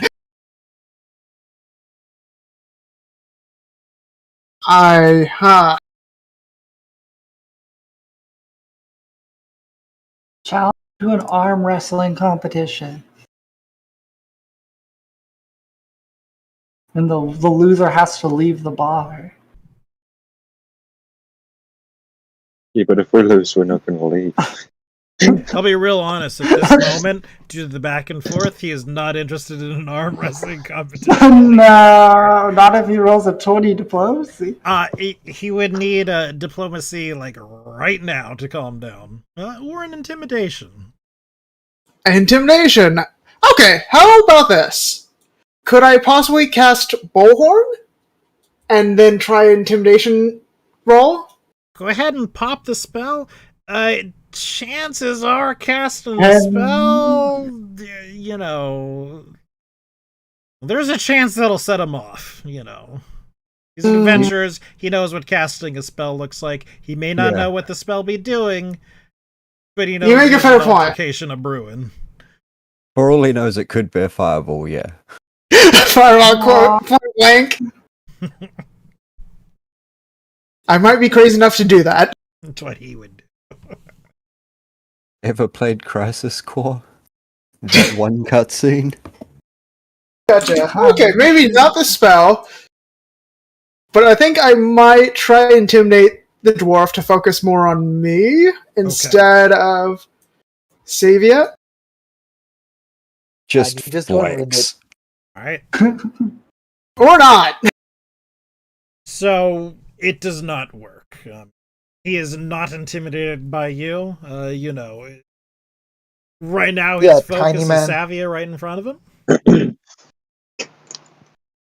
So, still continuing in diplomacy right now. We're moving back to Ephron. Howdy. Now, you did not make a check last time, Ephron. Would you like to Nope. go ahead and start with a diplomacy check? No, I'm just like hoping that I got a rock solid argument here. Without a diplomacy check, you don't. But I mean, it makes sense logically. He is not in a logical state of mind right now. Keep in mind, this is his patron god is the god of drinking, and he has been worshiping dutifully. He's been paying his tithe. Exactly.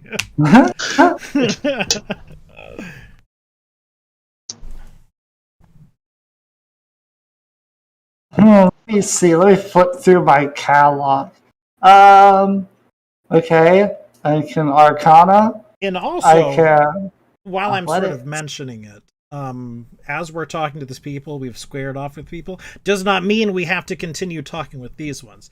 Overhearing the conversation, if you think you can do better with another person, you can by all means go to another person and try to talk, reason, do whatever with them. Just, throwing that out there. At this point, she's kind of showed she's not, I guess, going to listen. So I'm getting ready to use that harmlessly cute to send Floof in from the side to tackle her. And now we have the advanced knowledge of what Dances at Dusk is doing.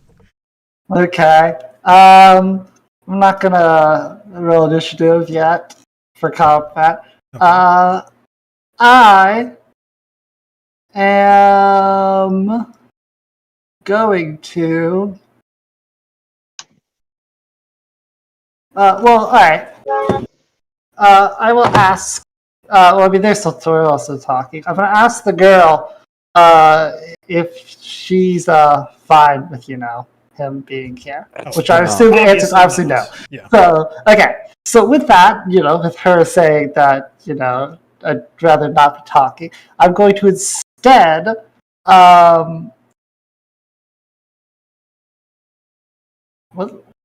this is completely unrelated. What the hell is society supposed to be? I have a society skill? Yeah, society. Society is like knowing. Think of culture Streetwise and all from that. 3.5. Okay, streetwise, gotcha. Yeah, Streetwise, and then a little bit more on top of that was.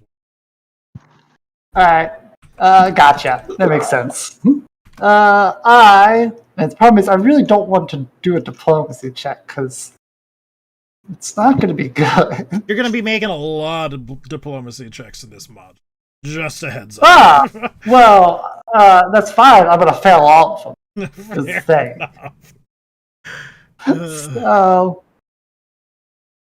alright.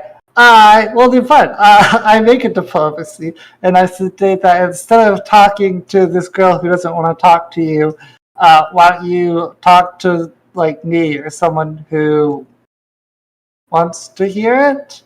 Oh, yeah? You're telling me you want to hear it?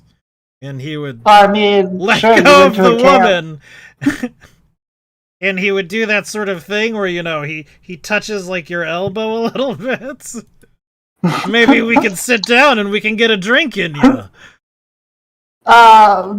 Maybe not in that particular way, but you said you went out to a camp and there was stuff out there? Yeah, one of the siege camps. It's full of them. Look, that's why we're doing this. We risked our lives today, and here we are. We're just trying to unwind and have a little bit of fun, and here you are giving us a hard time. You're, again, guards. Yeah, what did you find out there? As far as, obviously there's, monsters, but is there anything, interesting items out there? It's a siege camp. There's got to be, Look, what is this? What is what? This. I mean, are we having a drink or not? Well, I mean, we're talking. I can't drink on duty. You have to understand. Then I think I'm done with you. It's not very nice. That's not what your patron would want from you. Don't you dare to tell me what my patron would want from me. He'd want you to not talk to people because they don't want to drink on duty. At this point, he turns from you and is sort of pointedly ignoring you as he, again, sort of puts his hand up on the wall and leads in too uncomfortably close to the young lady. I mean, what? She doesn't walk away? at this point? She doesn't. I mean, I don't know why. Perhaps she feels a little intimidated. Perhaps she's there for plot reasons. Okay, sure. All right, I'll save that. If Perhaps you nobody don't, has simply given her an option of leaving. I tell him that if he at least doesn't leave her alone, I'm gonna have to bonk him with the stick. And I'll roll diplomacy because it makes no difference. The game just wants us to attack them. Okay, well, good news. That's not a critical fail yet, but he doesnnt seem to be phased in one way or another, and he is now pointedly ignoring.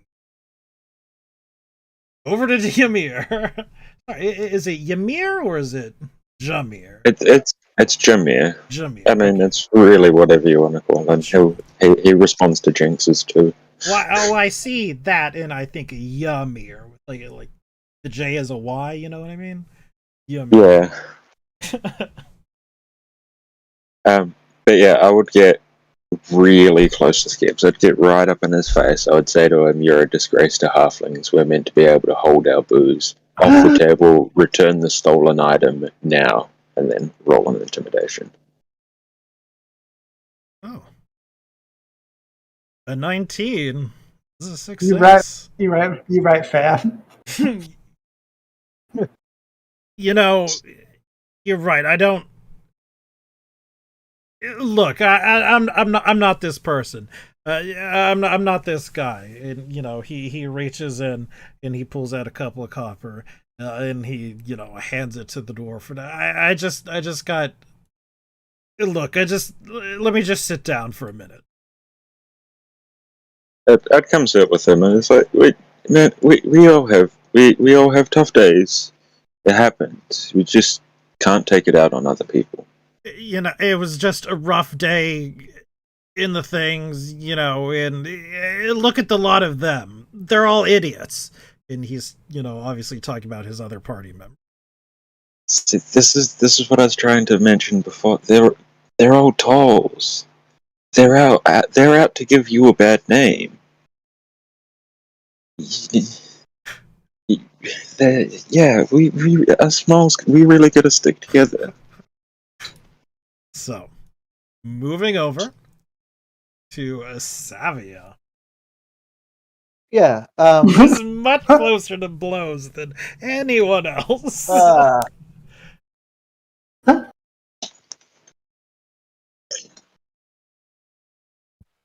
Look, little man.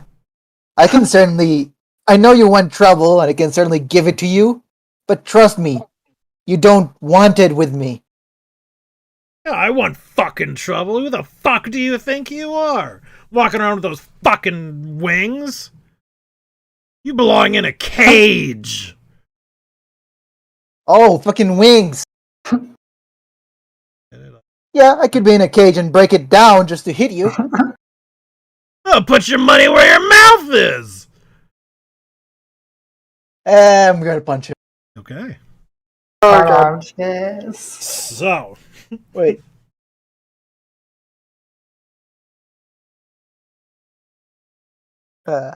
He does count as being flat-footed for this one, which means that he has -2 AC for all intents and purposes. Okay. I am clearing the turn order. And we will be rolling for combat with perception. All of us. Because, as we are soon to find out, when one of them starts going to blows, they are an adventuring party. They'll all go to blows. Except for me. Clearly, they've never seen a game of D&D. Hey, One sec, reloading. Because certainly the whole party never jumps in to save you in the bar fight. They laugh at your ass when you get beat up. So this. I'm And just this away would from be my computer at the perception moment. or something My roll. else. What was that, Spoonie? I'm sorry? Would this be Look at perception that. for initiation? Yes, this would be Critical perception initiative. for initiative. What happens when I get a critical initiative? You have high initiative. But no, Yeah, but this one doesn't have any like critical successes or anything like that. I'd like there to be something. I'd like there to be a critical success. There technically Do I is punch it because you toward may initiative, or have do a I- chance of working on the top of the turn order. I'm sorry. What was that? Is my punch coming before we rolled, or are we rolling Your and punch then? is technically before you roll. Like you're getting a I free don't- punch, then we're going to the top of the initiative order, whomever it's. Because I don't have unarmed here, I think. Oh, You It's, should. Unarmed should um, be based on your character. It should figure it out yeah. on itself. No, I It's just- changed it, I think. Oh, So Oh, I don't have an you armor. are It's just, trained, so it is going to be 3 plus your strength bonus. let me. Yep. see. 3+ strength. Hold on 1 second. My daughter is. Hey, yep. And it's 1d4 if you hit. Let's get you some Blunt. Plus your strength modifier again. And it is. Like, yeah, I can just roll 1d4. mine, for example. Which was a crit fail, I guess. Yeah, and that's 1d4 if you hit.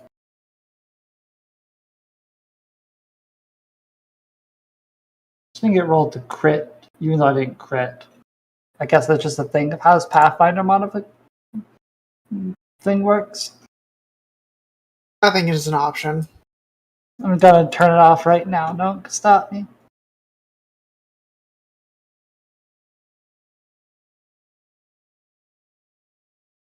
Okay.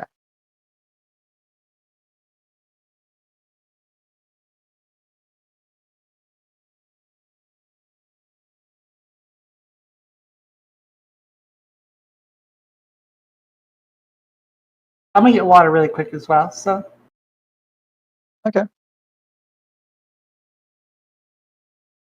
So, between me and my Eidolon, I can cast 2 spells in 1 turn, and I can essentially have a taser.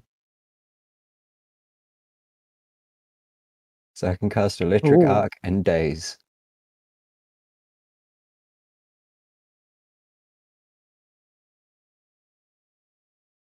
Oh wait, can I? So that escalated quickly. I was looking for it. Oh no, I can't. Damn it. I've just changed this halfling's mind for it to be instantly changed back again by his friend getting a jab to the jaw. I mean, you changed his mind into not even being with them at all. I mean, he did roll initiative as well, so we'll see what happens. Let's see, yeah. They Yeah, I make him need to look roll my bad, but combat. god damn it, does he want to perception look for bad? combat initiative, right?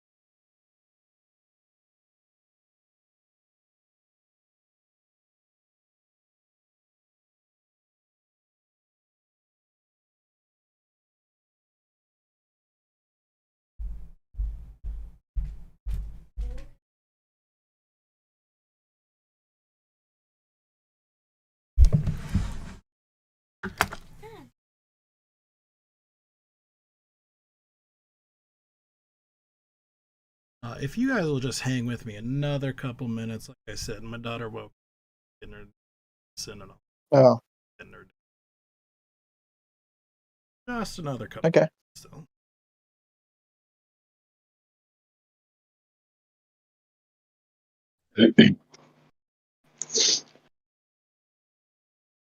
I kind of have like There's a little weird thing with my character, how I've got versatile performance, and I can use performance instead of diplomacy to right. But my performance and diplomacy checks are all the same. Yeah, because you can have different proficiencies in them. Yeah, I've got the same proficiency in all of them though. Yeah. So everything's just the same at the moment.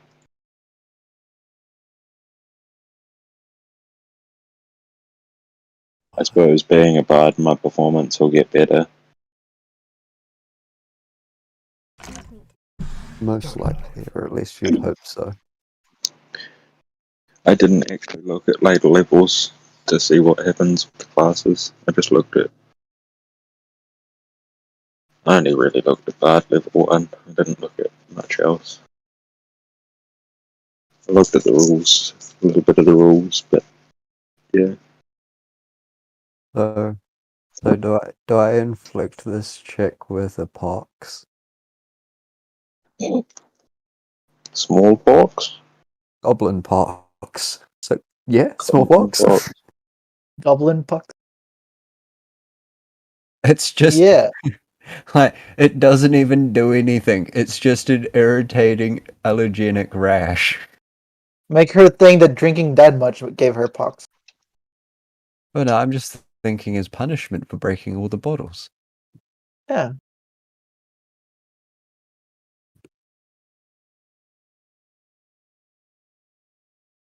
I just need to figure out how far I can move because I forgot to write my movement speed down. It's 25. I thought it would have been, but I had to double check.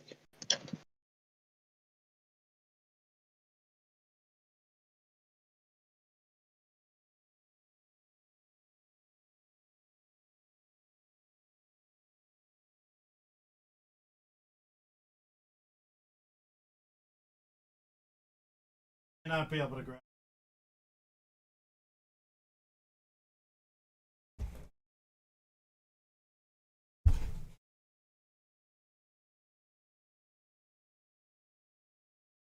Oh, all right, I'm back.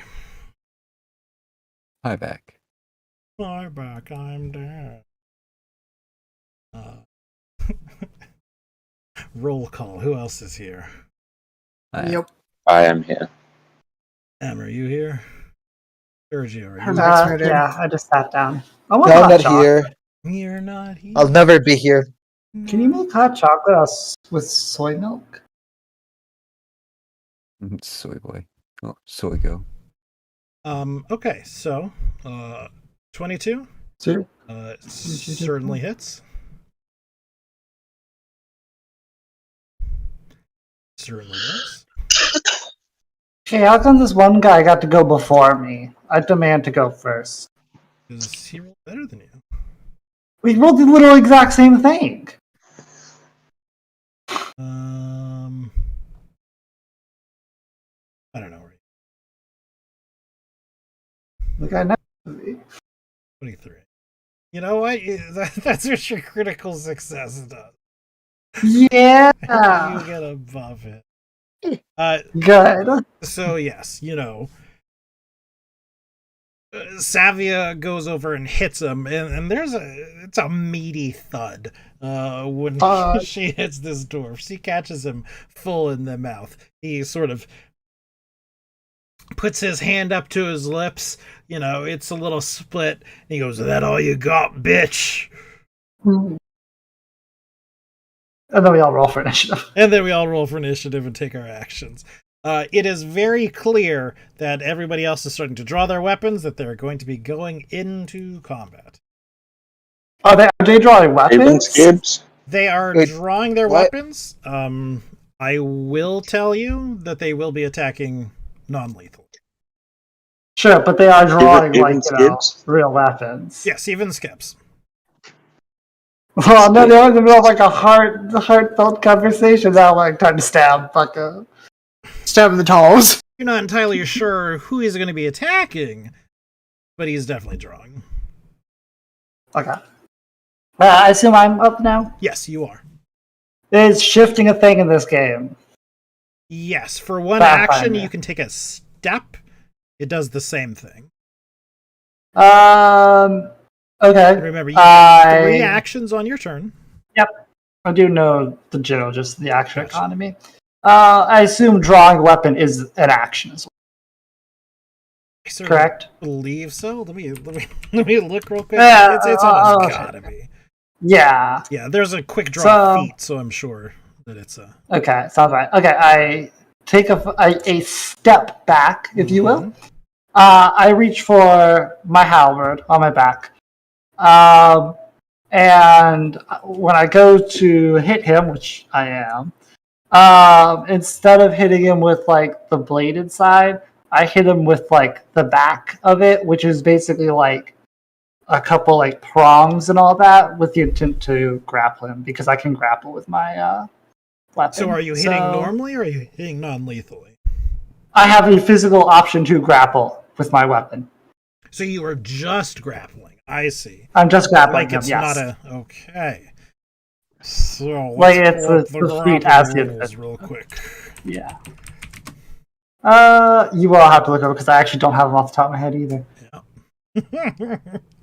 It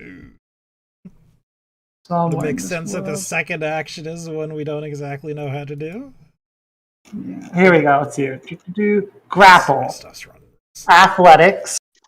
Requirements. It just says attempt an athletics check against their fortitude DC. You can also grapple to keep hold of a creature you've already grabbed or restrained. Sure. Okay. So. Success. They are grappled unless you move or your opponent escapes. Critical is Okay. So yeah, just roll a athletics check against their fortitude. Their fortitude. Oh, bam! It's probably gonna hit. Well, I guess they have to roll, don't they? Yep. Oh, so fortitude and all that isn't a flat thing in Pathfinder. No. Like in 3.5 and all this that. is against their class thing. I think this is whatever their bonus is plus 10. Yeah. In which case, roll it. That does make it. Should be saved. Just It's Just not one a, quick it's, question. It's Because it would be against that- it would be- their DC. Yeah. It's not a Yeah. save for them. Yeah. Mm. I believe it's that 10 plus the thing. In which case, he is successfully grappled. I have to say some grapple this man. He's sort of like in like a vice grip with it. So give him the net. Say.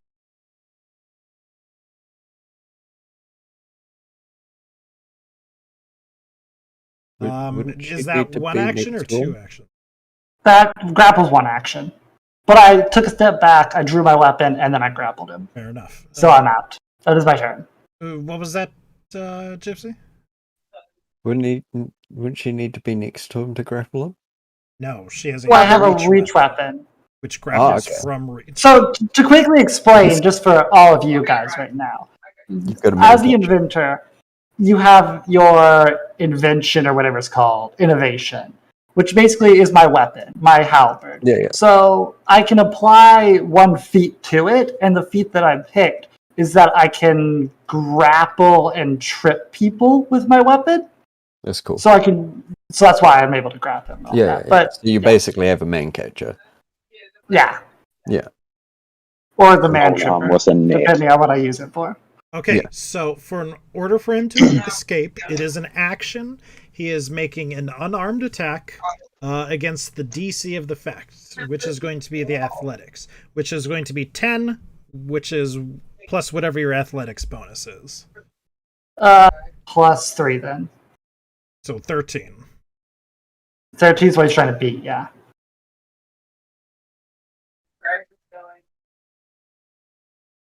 More than.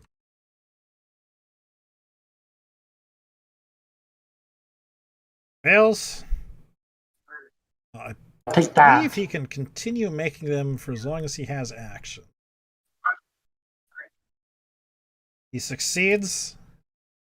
He breaks the grapple. Alright. And then he will draw his weapon. Gotcha. Jameer.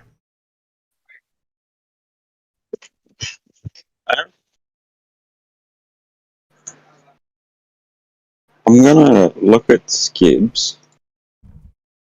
I'm Don't do gonna it, say kids. you don't need to do this. You'll just end up in jail like the rest of them.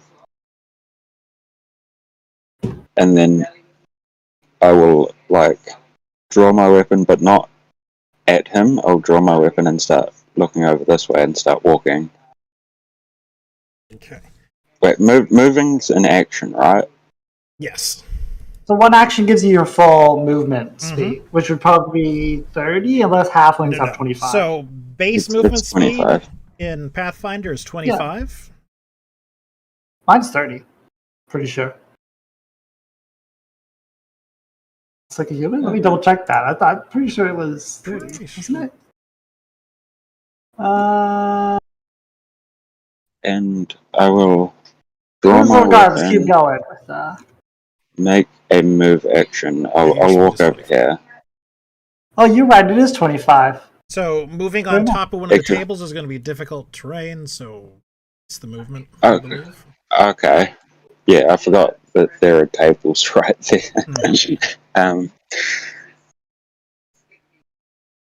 Oh, it's Yeah. because this character sheet says 30 is the default. That's why I put mine to 30. Yeah, I'll move around the table. I won't Okay. sort of Cheating already. come here.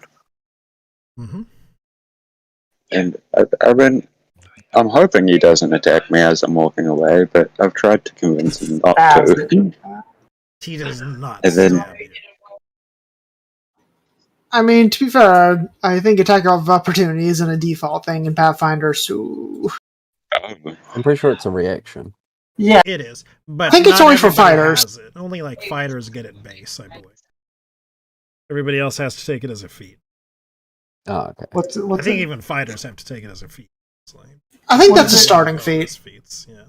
What is the action called out of curiosity when you attack somebody who moves?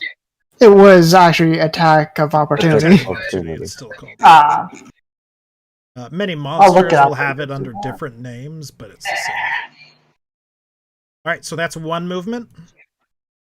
Yeah, and then I will draw my weapon Mm-hmm.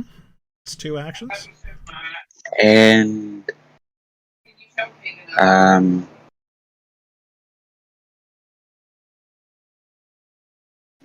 I think at the moment I will take another move action. Just measure it out. I can't quite get to him. I'll come over here. Back up this one. With weapon drawn. Mm-hmm. Coming over to look. Intimidating. As intimidating as a small folk can be. I bet you intimidated somebody.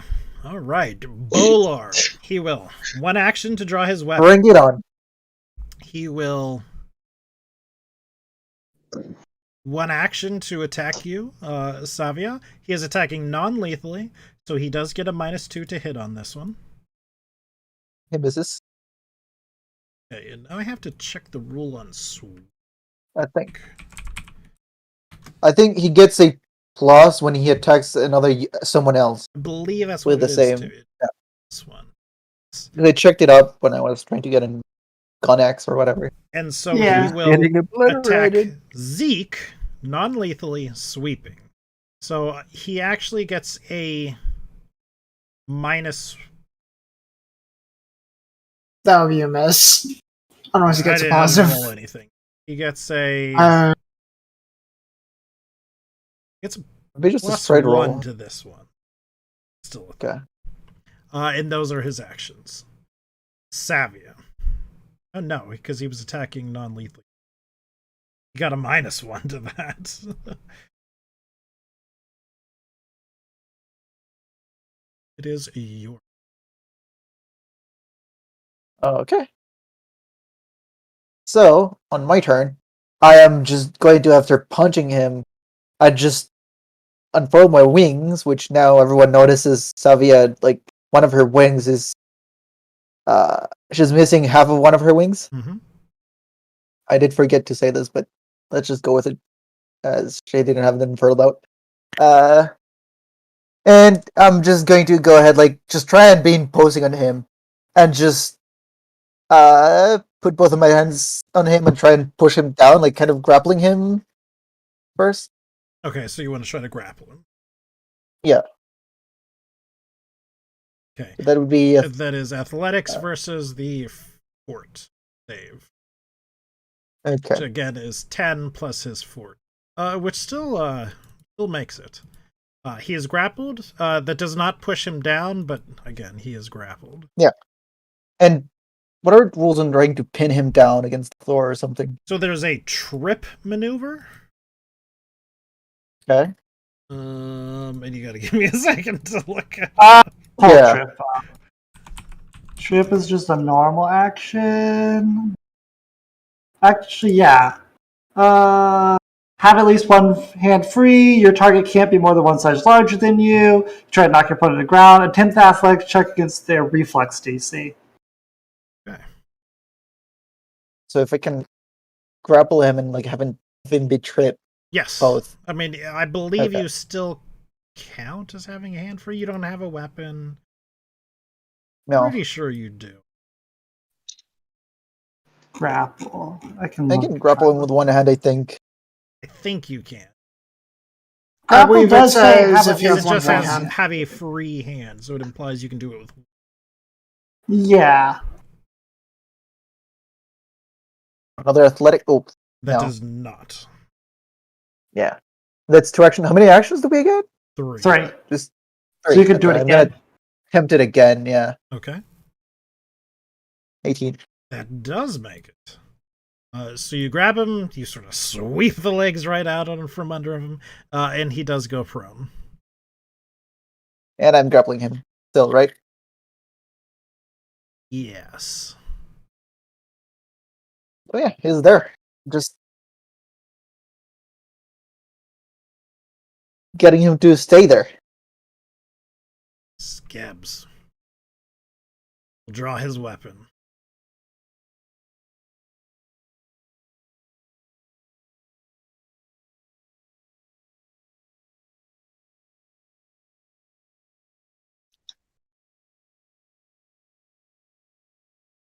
And 25. 5. Ariel.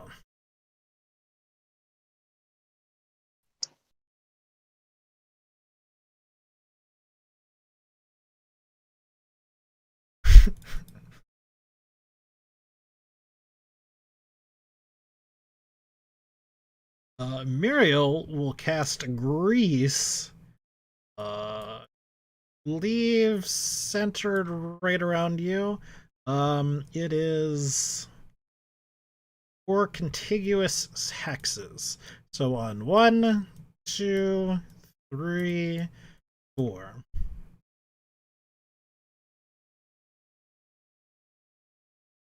So I think it's like a square of 4 Yes. or what? Yeah. Mm-hmm. So I think it's just 4. yeah. 1, 2, 3. Okay. Yeah, I'll paint it for us. Thank Paint you. it. I forgot my ability. So, Yeah. you have to make an acrobatics check against the spell DC or fall prone. So Must that succeed is at a reflex save. Hmm? So what is the reflex save exactly? Like just do you have to roll it? It's either a reflex save or an so acrobatics, you have right? to roll the reflex save. Yeah. Or each creature standing on the Or surface acrobatics. must succeed on reflex or acrobatics against the spell save. So, no. Oh wait, no mind. It was these ones. Yeah. Yeah, Oops, she's there you not go. casting on. Zeke, that's a pass. Reflex. No. This person needs to not trip. Uh That is a fail. A critical failure. Well, no, you can't crit fail A check, yeah. with. We were talking about this. Like, you How can did plus still 9? What the fuck? Why did I roll that bad? like. Because you rolled Wait, it. how do you have 9? That No, one. He's an expert. Yeah, I'm an Uh, expert on reflex. But like, it's I'm an- weird I'm because an you can expert in roll a will. nat 1, which is usually a crit fail. But then there's some cases where even though you crit fail, it's not a crit fail. Lord knows it. It's because crit fail is like it depends on how much you're below the save. Not Right. Yeah. on the But roll. it also specifies that you can roll, if you roll a 1, it is a crit fail, unless certain cases, in which case it's suddenly not a crit fail anymore. I think the only way it's not a crit fail is if you crit succeed by default. So, Maybe. like, if you rolled a nat 1, and let's say the DC was 0 in this case, you're 10 above it.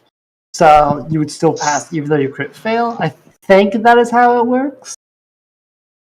So you Yeah, do fall maybe. prone, and you do release your grasp on that bowler.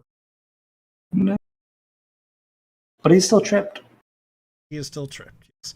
Dances at dusk. What about this girl? Did she trip?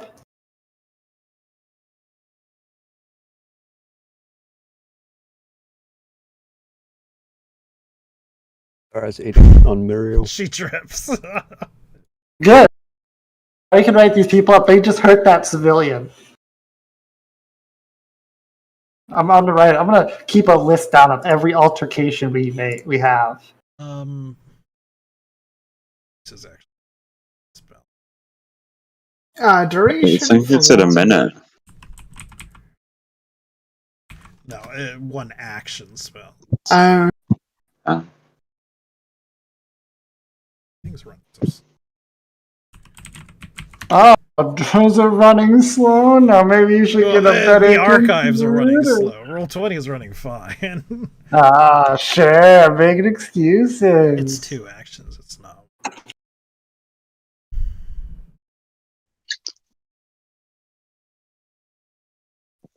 Either way, she would not do. Or would she? No, she would draw. No, she would not draw a cross. Her turn is I draw a non-lethal crossbow. Yeah, that's the thing. You can't really non-lethally crossbow. Dances. I could have. That's my turn there. I move Floof and cast Daze on Muriel. Basic will save. Okay. Ah, man. 23. So yeah, it's just 4 damage.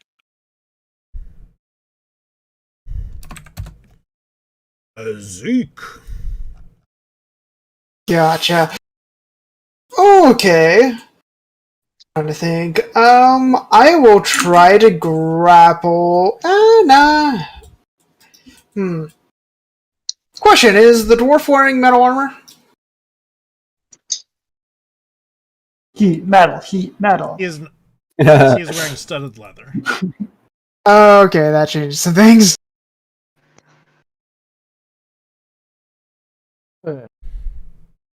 And he's definitely not grappled anymore if he was. He's definitely not grappled. He is prone.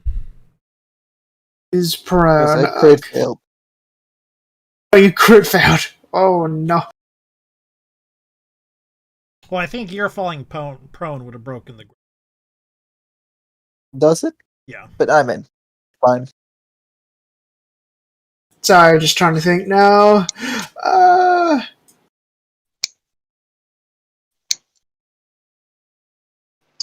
You know what? I'm going to bring out my whip. And I have a question, Graham. Spell Strike. That's a 2-action thing. Does that apply for the attack? Or does the attack count as its own action? That includes the attack. It includes the Yeah. Ooh, noted.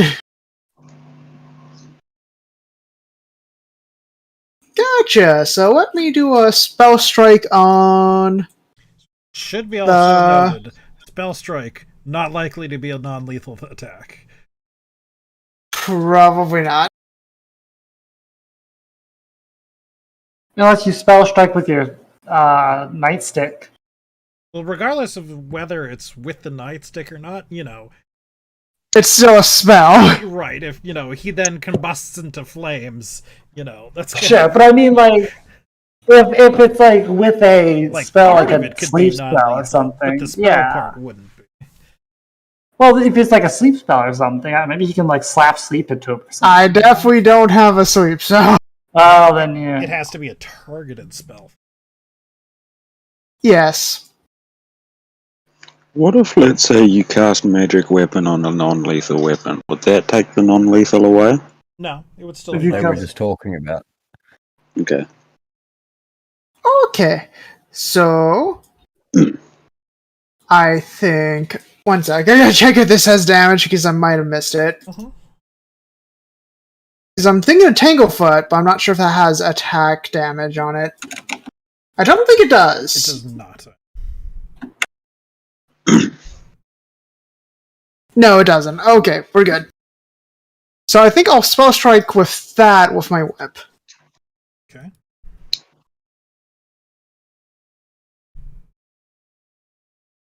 And then I will believe with spell strike, I just use my weapon roll for determining that.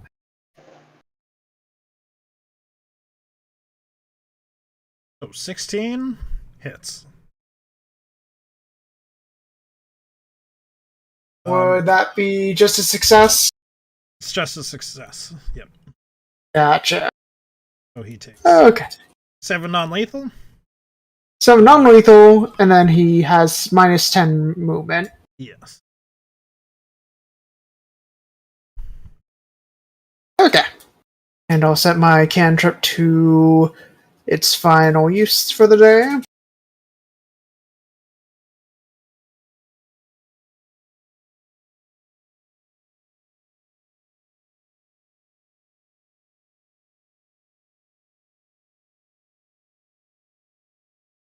So is that it? I believe that would be. I guess I have technically one more action, right? That's 2 actions. Mm-hmm. Okay. Could I possibly try to grapple the halfling? You can. Athletics roll. Yes. Athletics. Against reflex, that grapples him. Gotcha. And that is my turn. Okay. Antaro. Wait, no. Excuse me. Effort. All right. It is your turn. Top of the. Alright, well, this man's whole career is about to be ended, for I'm about to unleash a flurry of blows upon him. Starting with, I'm going to trip him, which is just, we just tripped. What is it? Athletics versus something? Yeah, I think it's trip versus reflex. So, athletics versus reflex, boom. That's probably going to hit. Yep. Alright, trip, and I'm going to go in for a grapple again. I'm just going to stun lock this man.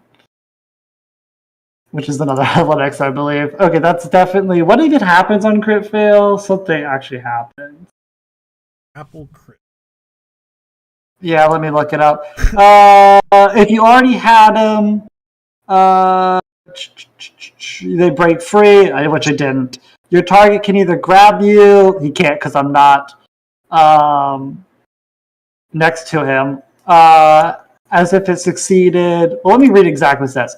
Your target can either grab you as if it succeeded at using the grapple action against you, or force you to fall and land prone. Would you say that that's valid, even though I'm like not next to him? I mean, obviously he can't grab me, but like he could theoretically knock me down still, I guess. Yes, I'd say it would be a thing. You're trying to sweep the leg from underneath them. Cobra Kai. He grabs the weapon or sometimes, and then you would take. Well, he's still on the ground as well, but I believe with grapple weapons or any kind of weapon, if you crit fail, you might lose your weapon. doesn't Checking. say that. But One sec. Yanks the weapon out of your hand. You can use this Yeah, weapon to instead grapple of with making a grapple against you, the only thing you can grapple would be the weapon. If you critically fail a check to grapple using a weapon, you drop the weapon to take effect of a failure instead of a crit fail. well, I dropped the weapon then, Okay. which is actually fine because now he's still tripped, and I have one more action. So I mean, at that point, I feel like I should just use my action to pick my weapon back up. Probably a good idea. But nah, I think I'm gonna leave it on the ground, and instead, I'm going to actually. I'll grab my weapon. Yeah, I grab my weapon back instead with my vital action. Okay. He was But he's still gonna trapped. grab it and throw it. Oh, I mean, by all means you can, but you can't use it as a weapon, For really. sure. On his turn, he will stand up. He will. Because I have, fun fact, I carry around like 7 weapons with me. Fair enough. He will pull out his shield and he will strike the closest one to him, which is Ymir. With the shield? No, he already drew his weapon the previous turn. Yeah. He again is attacking non-lethally, so -2. The 10 misses. Jameer, it is your turn. I will use dual actions to cast magic weapon on my nightstick. Mm-hmm. A magic nightstick. Tell him he is under arrest and bonk him. Bonk. That's a No miss. bomb. Missing. It's a miss. You have another action. You could attempt to strike again or do something. It's a 2 action. Oh, 2 spell. action? I see. I got dark mode on, so it's a little... Alright, Yeah, that's my Bolar will action. stand up. Use an action. He will attack Savia. Okay. Non-lethally. 20. Oh, okay. Yeah, that hits. Okay. He will sweep and attack Zeke non-lethally. That's 11 damage. Ouch. So this is at -1 of what it actually is. Savia, it is your turn.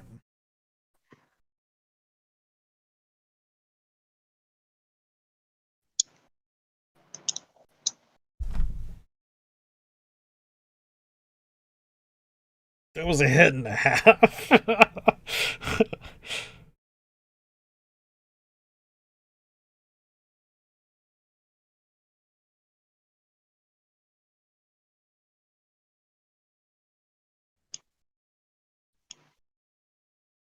Grab.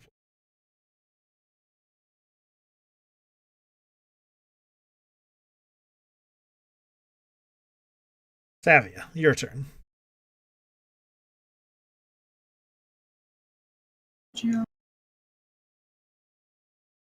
Oh no, we lost. Sorry. Search your Me. I just didn't realize their name. Still getting used to it. Gotcha, yes. Okay. Yeah, it's one action to stand up, right? Yes. Mm-hmm. We'll stand up. One action to pull out my weapon. Yes. And I'm just going to... This is lash him non-lethally. Okay. My last action.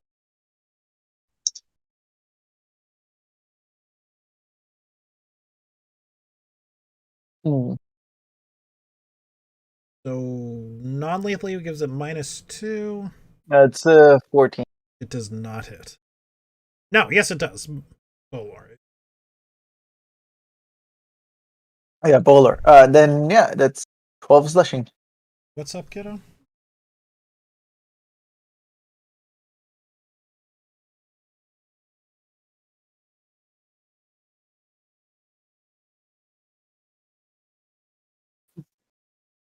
I'm sorry for speaking so. Liked it when I was. But 12-4. Get something. Get some.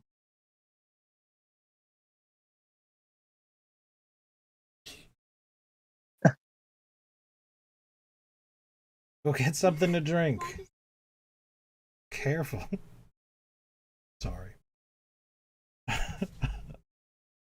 All right. You whack him even a little bit harder than he whacked you. He falls unconscious. One pain, I show you pain. Skebs.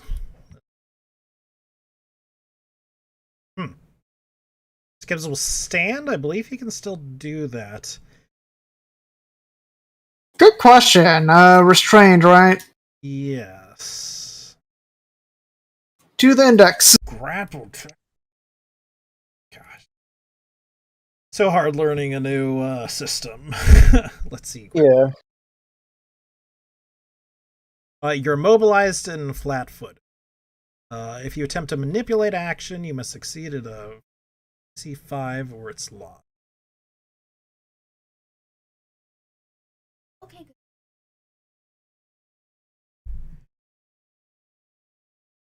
Hey, kiddo. Go lay down.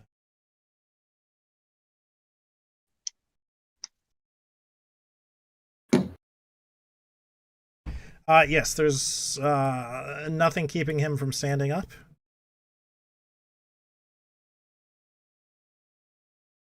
He is going to attempt to break the grapple. It's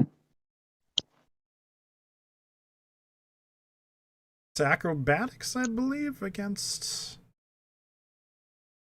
Oh, goodness. Probably escape, right? Yep. See escape. Use unarmed attack, modifier, acrobatics, or athletics. He will definitely choose acrobatics.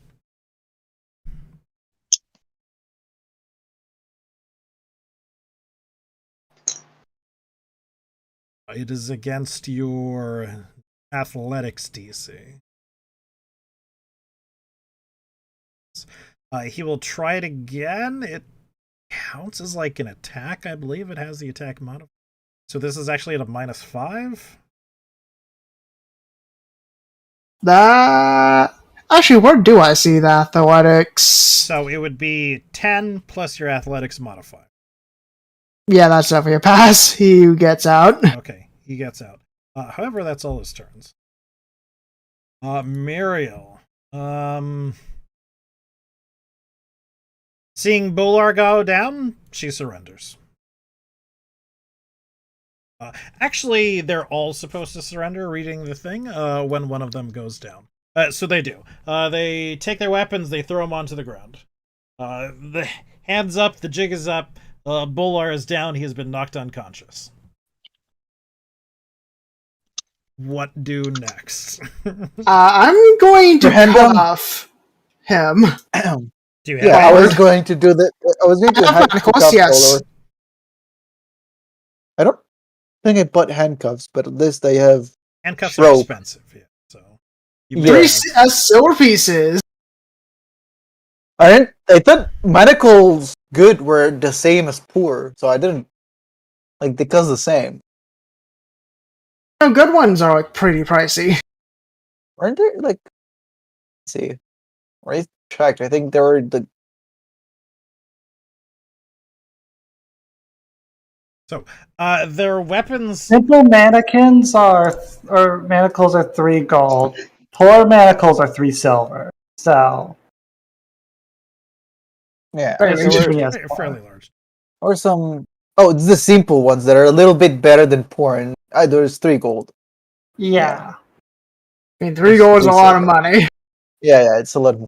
Skeb speaks up. Look, we didn't mean any harm. We were just, having a good time, and things sort of got out of hand.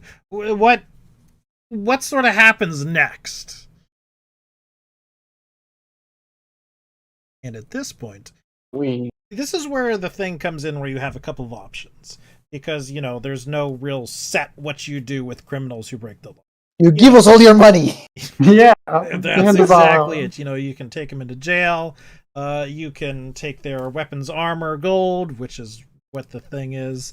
Bellberry, as you're sort of pondering what to do, suggests, well, somebody has to pay for these damages. I know what we said, but things got just out of hand. It's way too much. Consider the following. Here's what I currently have written down as their offenses. The Rowdy Adventures of the Tipsy Tengu. Bold Blade has currently sexual harassment under his penalty. Skebs doesn't really have anything outside just being the general rowdy. Thefting. But he returned gave it back. He gave it I back. still think that's attempted theft. It's not theft. Give it Okay. He just borrowed it. Attempted theft. How about- Okay.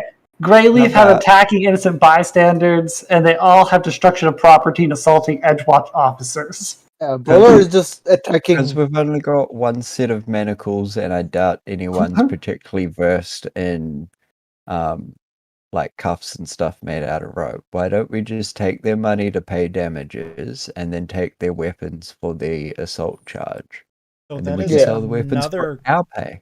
good point that you bring up, that the module addressed is. So I'm going to ask how we would like. There are 2 ways to deal Hand with over everything. like people who are incapacitated. One of them is the module suggesting, there's like a squad behind you that comes, that grabs people, that takes them away. They don't have an opportunity to, say, escape or do things like that. The other way is the more realistic way, where, if you don't tie somebody up, they're probably going to get away. Yeah, I would prefer to do it that way, because The then more we've got a realistic plan I would ahead. prefer it being more realistic. Yeah. Okay. Yeah, drag him back. At least drag one of them back. Because I think actually none of them assaulted us, besides maybe Greyleaf with the grease and the axe for Bollard. I mean, they were Bold fighting took a us, swipe just at because us, they so that's didn't definitely actually. Yeah, just because they didn't actually land hits or anything doesn't mean they weren't trying to. But we only have one set of cuffs. That's the I issue. have rope. I can reckon use take my that- rope to tie Bowler. Take their coin, give it to Bellberry to pay for damages, and then we take Yeah. their weapons as confiscated goods, and then we can sell that using our channels. So, we are wanting to confiscate weapons and armor. We're wanting to pay back Bellberry, and we are wanting to sort of keep the remainder. Yeah. Okay. Somebody get something to write down. I'm already writing it down. Okay. Their loot is as followed. There is a crossbow with 10 bolts. 1 200 dagger. or 100? This is what Muriel had on her. It's just a regular crossbow. Yeah, but is it like 200 or is it 100? Like, It's 2-handed. okay. Tell me when you got that. Yeah, I'll write it down. Yeah, I'll write it down. Just Okay. keep going. A battle axe, a set Battle of axe. studded leather armor, Studded leather. a rapier, Rapier. a wooden shield, Wooden shield. I can't believe I paid for a wooden shield, but they're just going to give us a wooden shield for free. splint mail, Split mail? splint mail, 4 daggers, 4 more daggers, That's 4 daggers. studded leather armor. After paying back Bellberry for damages, and Okay. this is sort of a thing that you have to assume is fair, because it is. They have 17 gold on them in assorted coin. After paying back or before paying back? After paying them. I think we also have to cover the medical fees for the guy who got a mug thrown in his face as well. No, we don't. I He's mean, gone. No, He got he went away. He ran away. He's quote obviously not unquote, pressing we will charges. cover the medical supplies for that. No, I reckon we take that too. That's their actual fine. The confiscated goods Yeah. were because they were weapons that they used against town guards, and then they've also been fined for 17 gold for the disruption of peace. That's Yeah. about right. Right to me.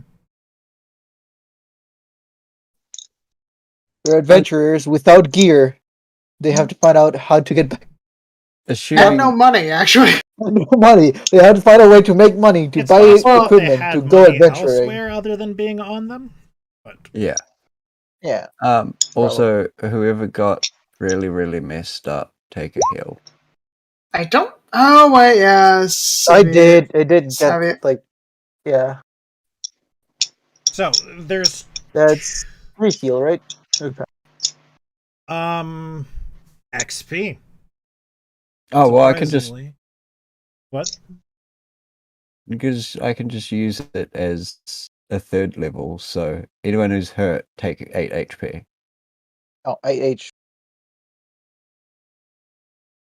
7. It's Well, I can just 1d8, use it. and then it would be 8. +3, +8, wouldn't it? So,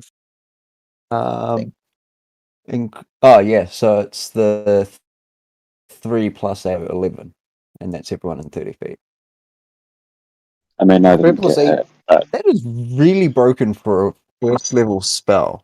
What's It's that? 11. it takes Okay, that's 3 what I actions. took. It's exactly the damage I took.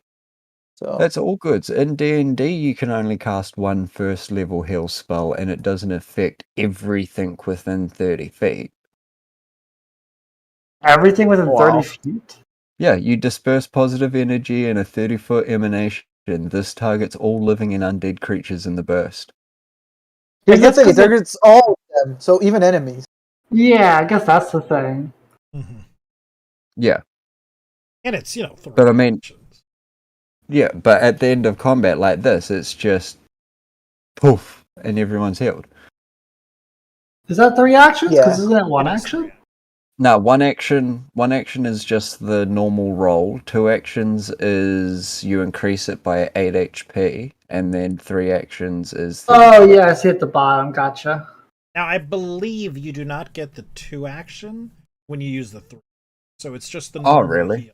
Not Oh. the normal heal Ah. plus 8. Okay, well then I'll do 11. I'll just do a 2 action 11 heal No. to whoever got more messed up, because I know someone got hurt badly and then someone. I'd have to like one check on district. that. But So this is the 2 action version increases by 8 if you use the 3 action. Yeah, but if it's the 3 action, then it only does the 3 HP, which is basically nothing. So if you do 1 action, you don't get the effects of every action Yeah. thing, I believe. if it increases the 2 action version increases by 8, but you can roll the 1d8 and then do 8, right? Hold on, kiddo. So, I'm almost. What I think it'll be. Because the 2 I don't action think one it'll is matter 1d8. because we're- If you roll that 1d8 for the 2 action one, So either way, It's- we'll look Yeah, at it either way. and we'll figure it out. Yeah. But, Because it obviously shouldn't really matter. we're definitely winding down. Indeed. So, we gain 100 XP each for dealing that. And we miss out on 30 XP for not handling it without violence. I Oh. tried. how much XP totally? 100 each. 100. 100, And again, okay. in Pathfinder, you go up a level every 1,000 Oh, so we're- XP. Every 100. Oh. Nice. Level up. I thought it was over 100. No, it's 1,000. And so not only that, in addition to all those wards, well, Bellberry is ecstatic with you. She offers her thanks, and she tells you that you can come and drink for free at any time. She's now friends Oh, with no, the that's Watch, not- and she's friends with you very specifically. So anytime I you're would- feeling thirsty, you just want to come in, you want to drink for free, you can do it here. Just don't, treat it the way they did. We will. Let's I do was it. just- I No, was the just net. gonna We say can have a to her- recursive loop.